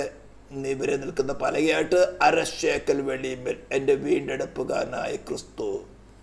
എപ്പോൾ? ക്രൂശിൽ വീണ്ടെടുത്തതല്ല, ഇപ്പോൾ is my redemption. 1 Corinthians chapter 1 verse 30. You are my redemption. സ്തോത്രം. അങ്ങനെ നമ്മൾ വെളിപ്പെട്ട് ഇത് പറഞ്ഞാൽ ഇപ്പം ഞാനീ പറഞ്ഞ 2 കാര്യം, ജ്ഞാനത്തിൻ്റെയും വെളിപ്പാടിൻ്റെയും ആത്മാവിന്, ഇത് തന്നെ അനുഭവിച്ചറിയാൻ വർഷങ്ങളെടുക്കും. വർഷങ്ങൾ. ഒരു ദിവസം 2 ദിവസത്തെ അനുഭവം കൊണ്ടൊന്നും നമ്മൾ ആ ഒരു ഫുൾനെസ്സിലേക്ക് വരുന്നില്ല. നമ്മൾ എത്രയോ പരിശുദ്ധാത്മാവ് പോലും നമുക്ക് പൂർണ്ണമായിട്ട് നമ്മുടെ ബലഹീനത വെളിപ്പെടുത്തില്ല. നമ്മൾ തകർന്നു പോകും. നമ്മളിൽ മറഞ്ഞിരിക്കുന്ന നമ്മുടെ സെൽഫിൻ്റെ സ്വഭാവങ്ങൾ, അതിൻ്റെ ഡെപ്ത്, അതിൻ്റെ മാഗ്നിറ്റ്യൂഡ് എത്രയുണ്ടെന്ന് നമുക്ക് തന്നെ വെളിപ്പെടുത്തിയാൽ ഒരുപക്ഷെ നമ്മൾ തകർന്നു പോകും. നമുക്ക് മനസ്സിലാകാവുന്ന വിധത്തിൽ സ്ലോവിൽ വെളിപ്പെടുത്തും. ഇത് വളരെ ശാന്തമായ സ്വരം. ഇത് വേണ്ട, ഇത് ലോകത്തിൽ നിന്നുള്ളതാ, ഇതിന് സെൽഫിൽ നിന്നുള്ളതാ, ഇത് വ്യസനകരമായതാ, ഇത് നമുക്ക് വെളിപ്പെടുത്തിയപ്പോൾ മനഃപൂർവ്വം വാദിക്കാറൊന്നും പോകണ്ട. അവരല്ലേ, ഇവരല്ലേ, അങ്ങനെയല്ലേ, ഇങ്ങനെയല്ലേ വചനം പറയാമെന്ന് പുറത്ത് അല്ലോടെ എനിക്ക് മനസ്സിലായേ. ഇറ്റ് ഈസ് മീ, വേറെ ആരുമല്ല. പ്ലീസ് എനിക്കിത് റീപ്ലേസ് ആവും. നിൻ്റെ പുരുതാന ശക്തി എനിക്ക് വേണം. ഉടനെ, തത്സമയത്ത് ഉടനെ നമുക്ക് ആ പുനരുദ്ധാന ശക്തി കിട്ടും. ഇതാണ് വെളിപ്പാടെന്ന് പറയുന്നത്. അപ്പസ്തോലന്മാർ യേശുവിനെ സാക്ഷീകരിച്ചു അല്ലേ? അവർ പറഞ്ഞെന്താണ്? ദൈവരാജ്യത്തെക്കുറിച്ചും കർത്താവായ യേശു ക്രിസ്തുവിനെ കുറിച്ചുള്ള സുവിശേഷം അവർ പറഞ്ഞുകൊണ്ടിരുന്നായിരുന്നു. ക്രിസ്തുവിന് സാക്ഷിയായിരുന്നു പറഞ്ഞിരിക്കുന്നത്. എന്താ സാക്ഷി? ഞങ്ങൾ ഉയർത്തെഴുന്നേറ്റ കർത്താവിനെ കണ്ടു. അവർ പറഞ്ഞെന്തായിരുന്നു?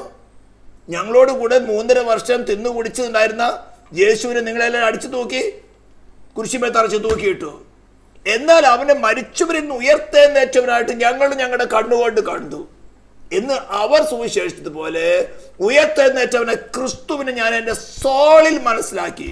അവൻ്റെ പുനരുദ്ധാന ശക്തി എനിക്ക് മനസ്സിലായി. പാപത്തിൻ്റെ ടെംപ്ടേഷൻസ് വരുമ്പോൾ അതിനെ ഓവർകം ചെയ്ത് എനിക്ക് മനസ്സിലായി. മരണം മുഖാമുഖം വന്നാൽ മരണത്തിന്റെ പാതാളത്തിന് താക്കോലുള്ളവരായി മരണത്തെ ജയിച്ചവനായ അവൻ എന്നിൽ പ്രവർത്തിക്കുന്ന എനിക്ക് മനസ്സിലായി. ഹേ മരണം, എന്നിന്റെ ജയം എവിടെ? ഇതിനെയാണ് വെളിപ്പാട് എന്ന് പറയുന്നത്. പുസ്തകത്തിൽ അവനെക്കുറിച്ചുള്ള ഈ കാര്യങ്ങൾ വെളിപ്പാട് എഴുതിയിട്ടുണ്ട്. വെളിപ്പാടായിട്ട് തന്നെയാണ് എഴുതി. മിക്കവാറും ദൈവദാസന്മാർ ഇത് അംഗീകരിക്കില്ല. കാരണം എന്താ അറിയാമോ? അവരിത് അനുഭവിച്ചിട്ടില്ല.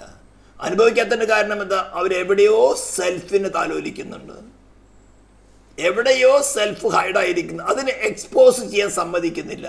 ചിലപ്പോൾ ഒരു 15 കൊല്ലത്തെ ശുശ്രൂഷയുടെ എക്സ്പീരിയൻസ് ഉണ്ട്. ഞാൻ സ്നാനപ്പെട്ടിട്ട് 30 കൊല്ലമായി, ഇപ്പോഴാണ് ഈ കാര്യം. ഇതൊക്കെ എൻ്റെ കഴിഞ്ഞ കാലത്ത് കഴിഞ്ഞു പോയതാ. സ്തോത്രം. അപ്പോൾ ക്രിസ്തുവിൻ്റെ വെളിപ്പാട് എന്ന് പറഞ്ഞാൽ ഉയർത്തെന്ന് വെച്ചാൽ ക്രിസ്തുവിനെ നമ്മുടെ സോളിൽ വെളിപ്പെട്ട് കിട്ടണം. അത് പൗലോസ് എഫേസ്യൻസ് ചാപ്റ്റർ 3 പറയുന്നുണ്ട്. പരിജ്ഞാനത്തെ കവിയുന്ന ക്രിസ്തുവിൻ്റെ സ്നേഹം. ബൈബിളിനെ കുറിച്ചുള്ള അവനെക്കുറിച്ചുള്ള പരിജ്ഞാനത്തെ കവിയുന്ന ക്രിസ്തുവിൻ്റെ സ്നേഹം നമുക്ക് എക്സ്പീരിയൻസ് ചെയ്യാം. അതാണ് വിശ്വാസം എന്ന് പറയുന്നത്. ഇത് അനുഭവിക്കുവാൻ ആദ്യമൊക്കെ നമുക്ക് കുറച്ച് ബുദ്ധിമുട്ടുണ്ടാവും. കാരണം നമ്മുടെ ആ ഭയം അല്ലെങ്കിൽ ആ സെൽഫ് നമുക്ക് വെളിപ്പെടുമ്പോൾ നമുക്ക് ചില സമയത്ത് താങ്ങാൻ പറ്റില്ല. ഒരുമിച്ച് വെളിപ്പെടുത്തുകയില്ല. ദൈവത്തിൻ്റെ ആത്മാവിനെ അറിയാം എത്രത്തോളം നമുക്ക് എടുക്കാൻ സാധിക്കും. അതോടുകൂടെ എസ്കേപ്പ് റൂട്ടുണ്ട്.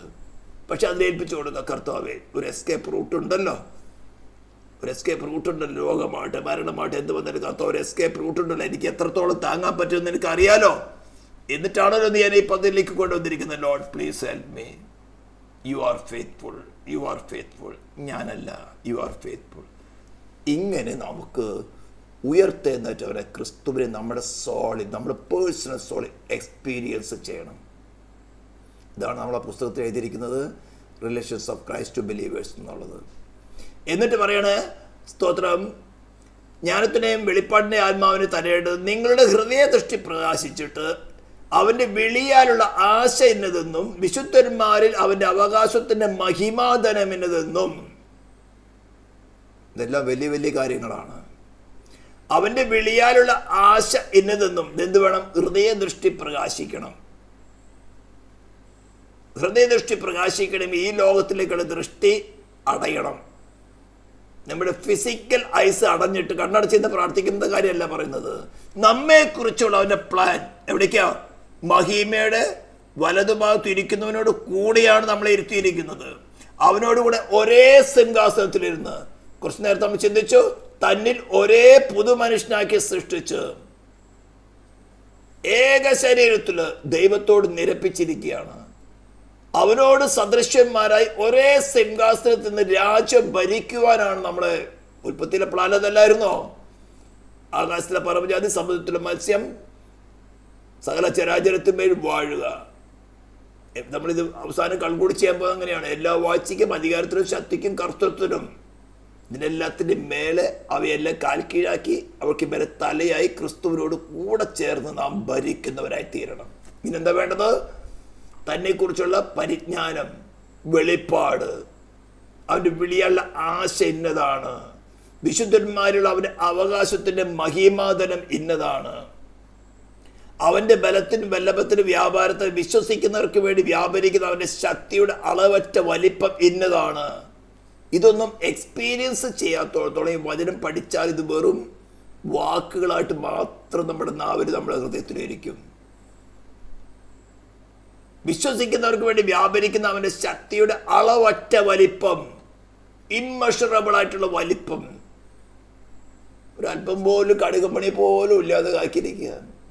ശത്രു അവൻ്റെ കിങ്കരന്മാരെ, വാഴ്ചകളെ, അധികാരങ്ങളെയും നിനക്ക് ക്രിസ്തുവിനെ വിശ്വസിച്ച എന്താ കാര്യമുള്ളത്? അതുകൊണ്ട് അവനേക്കാളും വലിയ ശക്തികളായിട്ട് നമുക്ക് നമ്മുടെ തലമുറകളിൽ പോലും നമ്മൾക്കുള്ള വിഷയത്തിൽ ചിലപ്പോൾ കത്തുറത്തും നടത്തും. ദൈവം ചിലപ്പോൾ അനുവദിക്കും. യോബിന് സംഭവിച്ചതുപോലെ ഒരൊറ്റ ദിവസം കൊണ്ടാണ് അവന് സമ്പത്തും ഒട്ടകവും കഴുതിയെല്ലാം കൂടെ പോയി. അവൻ്റെ മക്കളെല്ലാം നഷ്ടപ്പെട്ടു. അവരുന്ന് പറയുന്നത്, ഞാൻ ഒരുവൻ മാത്രം രക്ഷപ്പെട്ടു നിന്നോട് അറിയിക്കാൻ പോകുന്നത്. അവനും കൂടെ പോയില്ലായിരുന്നോ? മിദ്യാന് വന്നവരെ എല്ലാത്തിനും പിടിച്ചുകൊണ്ട് പോയി. ഞാൻ ഒരുവൻ മാത്രം നിന്നോട് വന്ന് അറിയിക്കാൻ വേണ്ടി രക്ഷ പ്രാപിച്ചു. നിന്റെ മക്കളെല്ലാവരും ചത്തുപോയി, ഞാൻ ഒരുവൻ മാത്രം രക്ഷ പ്രാപിച്ചു. അവിടെയും ലിമിറ്റുണ്ട് അല്ലേ? ആരും ഓപ്പറേറ്റ് ചെയ്യുന്നത്? ദൈവം സൈറ്റാൻ കൊടുത്ത അളന്നു കൊടുത്ത് അവര് പറഞ്ഞ് സൈത്താൻ തന്നെ പറഞ്ഞ, നീ അവന് ചുറ്റും വേലി കെട്ടിയിരിക്കുക, അവനും അവനുള്ള സകലത്തിനു ചുറ്റും വേലി കെട്ടിയിരിക്കുക. പിന്നെ എങ്ങനെ ഞാൻ അവനെ തൊടുന്നത്? മനസ്സാക്ഷി യുഗത്തിൽ അബ്രാമിൻ്റെ കാലഘട്ടത്തിൽ ഒരുവരാ യോബ് അത്രയും തീയുടെ പരിശോധന കൂടെ കടന്നുപോയി. സ്തോത്രം. എന്നിട്ട് നമുക്ക് ദൃഷ്ടാന്തമാക്കി വെച്ചിരിക്കുക. ആരെ കൂടുതൽ സ്നേഹിക്കുന്നത്? യോബിനെയാണോ നമ്മളെയാണോ? നമുക്ക് ട്രെയിനിങ്ങിന് വേണ്ടി അക്കാലത്ത് യോബിനെത്രേ കട്ടതിന് കൂടെ കടത്തി, ഇതേപോലെ ടെസ്റ്റ് നിനക്ക് വരുമ്പോൾ നീ യോബിനെ പോലെ ആകണം. സ്തോത്രം. അനേക പുത്രന്മാരെ തേജസ്സിലേക്ക് നടത്തുമ്പോൾ അവിടെ രക്ഷാനായകനെ കഷ്ടാനുഭവങ്ങളെ തികഞ്ഞവനാക്കി. ആർക്ക് വേണ്ടിയാ? നമുക്ക് വേണ്ടി. നമ്മുടെ വില അത്ര മാത്രമുണ്ട്. ഇപ്പൊ വാക്യം പഠിച്ചതുകൊണ്ട് മാത്രമായില്ല. കർത്താവ് ഈ വാക്യം ഇതെനിക്കൊന്ന് വിശ്വാസമായി പരിണമിക്കണം. പരിണമിച്ചില്ലെങ്കിൽ ഒരു ഉപകാരമില്ല. സ്ഥാനപ്പെട്ടതുകൊണ്ട് കാര്യമില്ല, ഏറ്റവും പറഞ്ഞുകൊണ്ട് കാര്യമില്ല. കൂട്ടം വിട്ടത് എന്താ പറഞ്ഞത്? കൂട്ടം വിട്ടു, നാട് വിട്ടു, കൂട്ടം വിട്ടു, നാമധേയ കൂട്ടം വിട്ടു, എല്ലാം അനുഭവിച്ചു നടന്ന് പാട്ടും പാടി അവസാനം അയ്യോ എന്ന് പറയാൻ ഇടവരരുത്. വളരെ ശാന്തമായിട്ട് നമുക്കറിയുന്ന ബലഹീനതയൊക്കെ മനസ്സിലാക്കിക്കൊണ്ട് തന്നെയാണ് പരിശുദ്ധാത്മാ നമ്മുടെ അടുത്ത് ഇടപെടുന്നത്. എന്തിനാ? ക്രിസ്തുവിനെ നമ്മളിൽ വെളിപ്പെടുത്തണം. ഉയർത്തെന്ന് വെച്ചവനെ ക്രിസ്തുവിനെ നമ്മളിൽ വെളിപ്പെടുത്തണം. അതിനു മുമ്പിടാന്ന് ഗെത്സമനയിൽ ആരും സഹായിക്കാനുണ്ടാവില്ല. സ്തോത്രം. Lord please. ഇങ്ങനെ മുന്നോട്ട് പോകുമ്പോൾ നമുക്ക് കിട്ടുന്നതാണ് ഈ വെളിപ്പാട് പുസ്തകം 21-ാം അധ്യായത്തിലെ മതിലുകൾ. നഗരമതിലിന്റെ അടിസ്ഥാനം സകല രത്നവും കൊണ്ട് അലങ്കരിച്ചിരിക്കുന്നു. ഇങ്ങനെ ട്രയൽ കൂടെ പോകുമ്പോൾ ഓരോരോ ക്രിസ്തുവിന്റെ സ്വഭാവങ്ങളും നമ്മളിൽ, അല്ലെങ്കിൽ അവന്റെ ശക്തി, അവന്റെ അധികാരം നമ്മളിൽ വെളിപ്പെടുമ്പോൾ ഇതുപോലുള്ള രത്നങ്ങൾ നമുക്ക് കിട്ടും. നമ്മൾ ടാബർനാക്കിൾ പഠിച്ചപ്പോൾ എന്താ പറഞ്ഞിരിക്കുന്നത്? ഏഫോദില് പതിപ്പൻ എന്ത് വേണം? ഗോമേതക കല്ലും രത്നങ്ങളും വേണം. ജോയാലുക്കാസിൽ പോയി അത് കിട്ടില്ല. കേരളത്തിൽ ഏറ്റവും കൂടുതൽ സ്വർണ്ണക്കടയുള്ളത് തൃശ്ശൂരാണ്. ഈ ഉത്സവത്തിന് എന്താ പറഞ്ഞ് ഈ നിരനിരയായിട്ട് ഇങ്ങനെ കടകൾ വച്ചിരിക്കുന്നുണ്ടല്ലോ, അതുപോലെ ഒരു തെരുവാണ് തൃശ്ശൂർ ജില്ലയിലുള്ളത്, തൃശ്ശൂർ ടൗണിലുള്ളത്. വരിയായിട്ടാണ് സ്വർണ്ണക്കടകൾ. അവിടെ തട്ടിപ്പുണ്ട്, വെട്ടിപ്പുണ്ട്, ഏജൻസികളുണ്ട്, ഒക്കെ ഉണ്ട്. അവിടെ പോയാലും ഇത് കിട്ടില്ല. ഇത് കിട്ടുന്നൊരു സ്ഥലമാണ്. റോമാലേഖനം 5 നമ്മൾ പഠിച്ചിട്ടുള്ളതാണ്. കഷ്ടത സഹിഷ്ണുതയും, സഹിഷ്ണുത സിദ്ധതയും, സിദ്ധത പ്രത്യാശയും ഉളവാക്കുന്നു. യെശയ്യാപ്രവചനം നമ്മൾ പല പ്രാവശ്യം പറഞ്ഞിട്ടുള്ള 54 10 തുടങ്ങിയ വാക്യങ്ങൾ, അത് 10ാമത്തെ വാക്യം വളരെ ഹൃദയത്തിൽ എക്സ്പീരിയൻസ് ചെയ്യണം. പർവ്വതങ്ങൾ മാറിപ്പോകും, കുന്നുകൾ നീങ്ങിപ്പോകും, എങ്കിലും എൻ്റെ ദയ നിന്നെ വിട്ടുമാറുകയില്ല, എൻ്റെ സമാധാന നിയമം നീങ്ങിപ്പോകുകയില്ലെന്ന് നിന്നോട് കരുണയുള്ള യഹോവ അരുളി ചെയ്തു. നിനക്ക് എന്നോട് കരുണയുണ്ടോ? സ്നേഹമെന്നല്ല. പർവ്വതങ്ങൾ മാറിപ്പോകും, കുന്നുകൾ നീങ്ങിപ്പോകും, എങ്കിലും ഇതൊക്കെ വലിയ പ്രയാസമുള്ള കാര്യങ്ങളാണ്. നീങ്ങിപ്പോകാം, പർവ്വതം വേണമെങ്കിൽ മാറിപ്പോകാം, ഇവിടെ എവറസ്റ്റ് കൊടുമുടി വേണമെങ്കിൽ മാറിപ്പോകാം, കുന്നുകൾ വേണമെങ്കിൽ നീങ്ങിപ്പോകാം, എങ്കിലും എൻ്റെ ദയ നിന്നെ വിട്ടുമാറുകയില്ല. എന്നിട്ട് അടുത്ത് പറയാൻ പോകുന്ന വാക്യം കുറച്ച് കട്ടിയാണ് 11. ഇതിൽ നല്ലവണ്ണം ഉറയ്ക്കണം. ദൈവത്തിൻ്റെ പരിശുദ്ധാത്മ നമ്മുടെ കൂടെ ഏത് ട്രയൽസിലും നമ്മെ ഉദ്ധരിപ്പാൻ, ഇതൊക്കെ ഓർമ്മപ്പെടുത്തി നമ്മൾ ശക്തീകരിപ്പാൻ നമ്മുടെ കൂടെ ഉണ്ട്. പർവ്വതങ്ങൾ മാറിപ്പോകും, കുന്നുകൾ നീങ്ങിപ്പോകും, എങ്കിലും എൻ്റെ ദയ നിന്നെ വിട്ടുമാറുകയില്ല, എൻ്റെ സമാധാന നിയമത്തിൽ നീക്കം വരികയില്ലെന്ന് നിന്നോട് കരുണയുടെ യഹോവയുടെ അരുളപ്പാട്. ഇത് എൻ്റെ ഹൃദയത്തിൽ എഴുതണം. ലോർഡ്, ഇതൊക്കെ മാറിപ്പോയാൽ നിനക്ക് എന്നോടുള്ള ദയ മാറുകയില്ല. മാറിയപ്പിന്നെ നീ ദൈവമല്ല, പക്ഷെ ഞാൻ മാറിപ്പോവുക. എൻ്റെ ഫൂളിഷ്നെസ് അത്രയും വീക്കാ. ലോർഡ്, ഞാൻ അത്ര സ്വഭാവം, പ്ലീസ് നീ മാറുന്നില്ലല്ലോ. നിന്റെ വിശ്വസ്ത എനിക്ക് പരിചയമായിരിക്കട്ടെ. എന്നിട്ട് പറയാണ്, അരിഷ്ടയും കൊടുങ്കാറ്റിന് അടിക്കപ്പെട്ട് ആശ്വാസം മറ്റുമായുള്ളവയാണ്. അരിഷ്ട കൊടുങ്കാറ്റിന് അടിക്കപ്പെട്ട് ആശ്വാസം വിറ്റുപോയി. ഞാൻ നിന്റെ കല്ല് അഞ്ചനത്തിൽ പതിക്കുകയും നീലക്കല്ല് കൊണ്ട് നിന്റെ അടിസ്ഥാനം ഇടുകയും ചെയ്യും. For the mountains shall depart and the hills be removed, but my kindness shall not depart from you, nor shall my covenant of peace. ഈ covenant of peace എങ്ങനെ കിട്ടിയത്? നമ്മൾ നേരത്തെ ചിന്തിച്ചു, ഇരുപക്ഷത്തെയും തന്നിൽ ഒരേ പുതു മനുഷ്യനാക്കി സൃഷ്ടിപ്പാനും ക്രൂശിൽ വെച്ച് ശത്രുത്വം ഇല്ലാതാക്കി ദൈവത്തോട് ഏക ശരീരത്തിൽ നിരപ്പിപ്പാൻ തന്നെ. അതാണ് പറഞ്ഞിരിക്കുന്നത് covenant of peace. ഇത് മാറില്ല. ക്രൂശിൽ ചോദിച്ച രക്തം കൊണ്ട് സീൽ ചെയ്തതാണ്. ഇത് മാറാൻ സാധ്യമല്ല. Says the Lord, who has mercy on you. Verse 11, oh you afflicted one, tossed with the tempest and not comforted. പ്രയാസങ്ങൾ വന്നു, പക്ഷെ കംഫോർട്ടൊന്നും കിട്ടുന്നില്ല, ആശ്വാസം കിട്ടുന്നേ ഇല്ല. പ്രാർത്ഥിച്ച് നോക്കി, ഉപവസിച്ച് നോക്കി, ഷെയർ ചെയ്ത് നോക്കി, ഒരു ആശ്വാസമില്ല. വേദനയ്ക്ക് മേൽ വേദന കൂടിക്കൊണ്ടിരിക്കുക. Because I will lay your stones with colorful gems. ഇങ്ങനെ നാം സഹിച്ചാൽ, കൊടുങ്കാറ്റുകളെ ഓവർകം കർത്താവിൽ ആശ്രയിച്ച് വെറുതെ സഹിച്ച് ചത്തുപോലല്ല പറഞ്ഞിരിക്കുന്നത്. അതിനെ ഓവർകം ചെയ്യാൻ വേണ്ടി ക്രിസ്തുവിൽ ഉയർത്തെന്ന് വെച്ചവനെ ക്രിസ്തു ഇതേ ട്രയൽ കൂടെ കടന്നു, ഇതിനേക്കാളും തീക്ഷണതയുള്ള ട്രയൽ കൂടെ കടന്നുപോയി മരണത്തെ പോലും ജയിച്ച്, ലോകത്തെ ജയിച്ച്, സേറ്റാനെ ജയിച്ച്, പാതാളത്തെ ജയിച്ചവരിൽ ആശ്രയിക്കാൻ. Lord, you are my redemption at this moment. ക്രൂശിൽ നിവർത്തിച്ചതല്ല, ഇപ്പോഴല്ല എനിക്ക് തന്നെ ആവശ്യം. Now you are my redemption, now you are my righteousness, now you are my salvation. Save me, Lord. Save me. അപ്പൊ അവിടെ തന്നെ ഒറ്റ വാക്യത്തിൽ തന്നെ പല രത്നങ്ങളെ കുറിച്ച് പറഞ്ഞിരിക്കുക. പക്ഷെ എന്താണ്? കൊടുങ്കാറ്റിനാൽ അടിക്കപ്പെടും, ആശ്വാസവും കിട്ടില്ല. ആശ്വാസം കിട്ടണമെങ്കിൽ എന്ത് കിട്ടണം? ക്രിസ്തു വെളിപ്പെടണം. അപ്പൊ നമ്മൾ എത്രമാത്രം ഈൽഡ് ചെയ്തു അത്രയും ഫാസ്റ്റായിട്ട് കാര്യം നടന്നോളും. നമ്മൾ പല പ്രാവശ്യവും, കഴിഞ്ഞ പ്രാവശ്യം ഞാൻ പറഞ്ഞാണ് മലാക്കി 3-ാം അധ്യായം അല്ലേ, അവർ വെളിപ്പെടുന്നതിന് മുമ്പ് എന്ത് വേണം? എല്ലാ താഴെ ഉയർന്നു വരണം, എല്ലാ മലയും കുന്ന് താഴ്ന്നിടണം, ക്രൂക്കഡ് വേസൊക്കെ നേരെയാക്കണം. ഞാൻ ഈ ക്രൂക്കഡ് വേയിൽ സംസാരിക്കുകയില്ല. ക്രൂക്കഡ് വേയിൽ ഞാൻ എൻ്റെ ഹൃദയത്തിലുള്ളത് ഞാൻ പുറത്തു പറയും, അല്ലെങ്കിൽ പുറത്ത് പറയുന്ന എൻ്റെ ഹൃദയത്തിൽ നിന്നുള്ളത് തന്നെയായിരിക്കും. No more crooked ways, no more crooked thoughts. ശത്രു കൊണ്ട് തേടും, പക്ഷേ അതൊന്നും എൻ്റെ ജീവിതത്തോടെ വരില്ല. Lord, you are my salvation. ഇങ്ങനെ പോയാൽ നമുക്ക് എന്ത് കിട്ടും? സ്തോത്രം. ഞാൻ നിന്റെ താഴെക്കുടങ്ങളെ പത്മരാഗം കൊണ്ടും നിന്റെ ഗോപുരങ്ങളെ പുഷ്പരാഗം കൊണ്ടും നിന്റെ അറ്റങ്ങളൊക്കെ മനോഹരമായ കല്ലുകൊണ്ടും ഉണ്ടാക്കും. അപ്പൊ ഈ രത്നങ്ങൾ സമ്പാദിക്കുക അതെവിടെ? എഫോദിന് പതിക്കുന്നതാണ്, മാർപ്പതകത്തിന് പതിക്കുന്നതാണ്. ഇച്ചിരി ബുദ്ധിമുട്ട്, വില കൊടുക്കേണ്ട പരിപാടിയാണ്. എന്നിട്ട് പറയാണ്, നിന്റെ മക്കൾ എല്ലാവരും യഹോവയെ ഉദ്ദേശിക്കപ്പെട്ടവർ, നിന്റെ മക്കളുടെ സമാധാനം വലിയതുമായിരിക്കും. ഇതേ കാര്യം കർത്താവ് യോഹന്നാന്റെ സുവിശേഷം 6-ാം അധ്യായത്തിൽ കോട്ട് ചെയ്തിട്ടുണ്ട് അല്ലേ?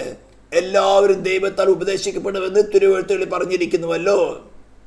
അത് ഈ കാര്യമാണ് പറഞ്ഞിരിക്കുന്നത്. എന്നെ അയച്ച പിതാവ് ആകർഷിച്ചിട്ടല്ലാതെ ആർക്കും എൻ്റെ അടുക്കൽ വരുവാൻ സാധ്യമല്ല. ഞാൻ അവരെ ഒടുക്കത്തെ നാളിൽ ഉയർത്തെഴുന്നേൽപ്പിക്കും. എന്നിട്ട് താഴോട്ട് പറയുകയാണ്, എല്ലാവരും ദൈവത്താൽ ഉപദേശിക്കപ്പെട്ടവരാകുമെന്ന് തിരുവെഴുത്തുകളിൽ പറഞ്ഞിരിക്കുന്നല്ലോ. അപ്പൊ നമ്മുടെ മക്കളെ കുറിച്ചുകൊണ്ട് മറ്റുള്ളവരെ കുറിച്ച് എന്ത് വേണം? പിതാവിനാൽ ആകർഷിക്കപ്പെടണം. പിതാവിനാൽ ആകർഷിക്കേണ്ട പരിശുദ്ധാത്മാവിനെ സെൽഫായിട്ട് അവർക്ക് ബുദ്ധി ഉപദേശം കിട്ടണം. പാപത്തെക്കുറിച്ച്, നീതിയെക്കുറിച്ച്, ന്യായവിധിയെക്കുറിച്ച് ബോധം കിട്ടണം. ഇപ്പോഴത്തെ യാത്ര വിശാലമായ യാത്രയാണെന്ന് തോന്നുന്നെങ്കിലും പക്ഷെ അതിന് എന്ത് ചെല്ലുന്നത് നരകത്തിലേക്കാണെന്നും അതിന്റെ ന്യായവിധികൾ എന്താണെന്നും അവരുടെ സോളിൽ അവർക്ക് വെളിപ്പെട്ട് കിട്ടണം. എന്നിട്ട് അവരതിനെ ത്യജിപ്പാൻ തയ്യാറാകുമ്പോൾ ദൈവത്തിന്റെ പരിശുദ്ധാത്മാവ് ഉയർത്തെന്നിട്ട് ക്രിസ്തുവിന്റെ ഏക സൊല്യൂഷൻ ആയിരിക്കുന്ന ഫുൾ സഫീഷ്യൻസി ഉള്ളതായിട്ടുള്ള ക്രിസ്തുവിനെ അവരുടെ സോളി വെളിപ്പെടുത്തുമ്പോൾ ആ സ്നേഹത്തിൽ ക്രൂശിനോടുള്ള ആ സ്നേഹത്തിൽ ക്രൂശി നിവർത്തിച്ച അറ്റോൺമെന്റിനോട് സ്നേഹത്തിൽ അവരടുക്കണം. അതാ പറഞ്ഞിരിക്കുന്നത്, നിന്റെ മക്കൾ എല്ലാവരും യഹോവയാൽ ഉപദേശിക്കപ്പെട്ടവരും നിന്റെ മക്കളുടെ സമാധാനം വലിയതുമായിരിക്കും. എങ്ങനെ? ക്രിസ്തു മാതിരി ദൈവത്തോട് നിരക്കുമ്പോൾ. അപ്പോൾ കുറച്ച് കഷ്ടതയുള്ള കാര്യങ്ങളാണെങ്കിലും വലിയ പ്രത്യാശയോടു കൂടിയാണ് നമ്മളിന്ന് ക്ലാസ് എൻഡ് ചെയ്യാൻ പോകുന്നത്. എന്താണ്? നിന്റെ മക്കൾ എല്ലാവരും യഹോവയാൽ ഉപദേശിക്കപ്പെട്ടവരും നിന്റെ മക്കളുടെ സമാധാനം വലിയതുമായിരിക്കും. കർത്താവ് ഈ വചനം ഞങ്ങളുടെ തലമുറ ഉറപ്പിക്കണമെന്നുള്ള പ്രാർത്ഥനയോടുകൂടി നമുക്ക് ഈ ക്ലാസ്സിൽ വിരമിക്കാൻ പ്രാർത്ഥിക്കാം. പരിശുദ്ധ നിത്യമായ ദൈവമേ, സ്വർഗീയ പിതാവേ, നിന്റെ സ്നേഹത്തിനായ സ്തോത്രം. ഞങ്ങളെ കർത്താവ് നിന്നാൽ ഉപദേശിച്ച് വളർത്തുന്നത് ഞങ്ങളുടെ തലമുറകളും കർത്താവ് നിന്നാൽ ഉപദേശിക്കപ്പെടുക. അവർ കർത്താവ് രക്ഷയുടെ മാർഗത്തിൽ നിന്നോട് സമാധാനം പ്രാപിപ്പാൻ, നിരപ്പ് പ്രാപിപ്പാൻ തക്കവണ്ണം നീ ക്രൂശിൽ ചൊരിഞ്ഞ രക്തം ആ പ്രായശ്ചിത്തം അവർക്ക് ഉപകാരമായി തക്കവണ്ണം ഈ ശബ്ദം കേൾക്കുന്ന ഓരോ വ്യക്തികളും, ഇപ്പോൾ കേൾക്കുന്നവരും യൂട്യൂബിൽ കേൾക്കുന്നവരും ഈ രക്ഷയുടെ മാർഗം അനുഭവിക്കാനിടയാകട്ടെ എന്ന് പ്രാർത്ഥിക്കുന്നു. ഇസ്രായേലിന്റെ നിന്റെ നാമത്തിൽ ഞങ്ങൾ അനുഗ്രഹിക്കുന്ന കർത്താവേ, നിന്റെ വരവിനായി ദേശത്തെ ഒരുക്കണം. നിന്റെ വാക്തപ്രകാരം അതിരുകൾ വിശാലമാകട്ടെ എന്ന് പ്രാർത്ഥിക്കുന്നു. അതിനെതിരെ നിൽക്കുന്ന ജാതികൾ, വംശങ്ങൾ, രാജാക്കന്മാർ, സ്വന്തം താല്പര്യത്തിന് വേണ്ടി നിന്റെ ജനത്തെ തുടച്ചു മാറ്റാൻ ഗൂഢമായി പ്രവർത്തിക്കുന്നവർ നിന്റെ മഹത്വം കണ്ട് വിറയിൽ പിടിക്കേണ്ടയാകട്ടെ എന്ന് പ്രാർത്ഥിക്കുന്നു. നീ അങ്ങനെ ചെയ്തിരിക്കുക. സ്തോത്രം. യേശു ക്രിസ്തുവിൻ്റെ നാമത്തിൽ തന്നെ.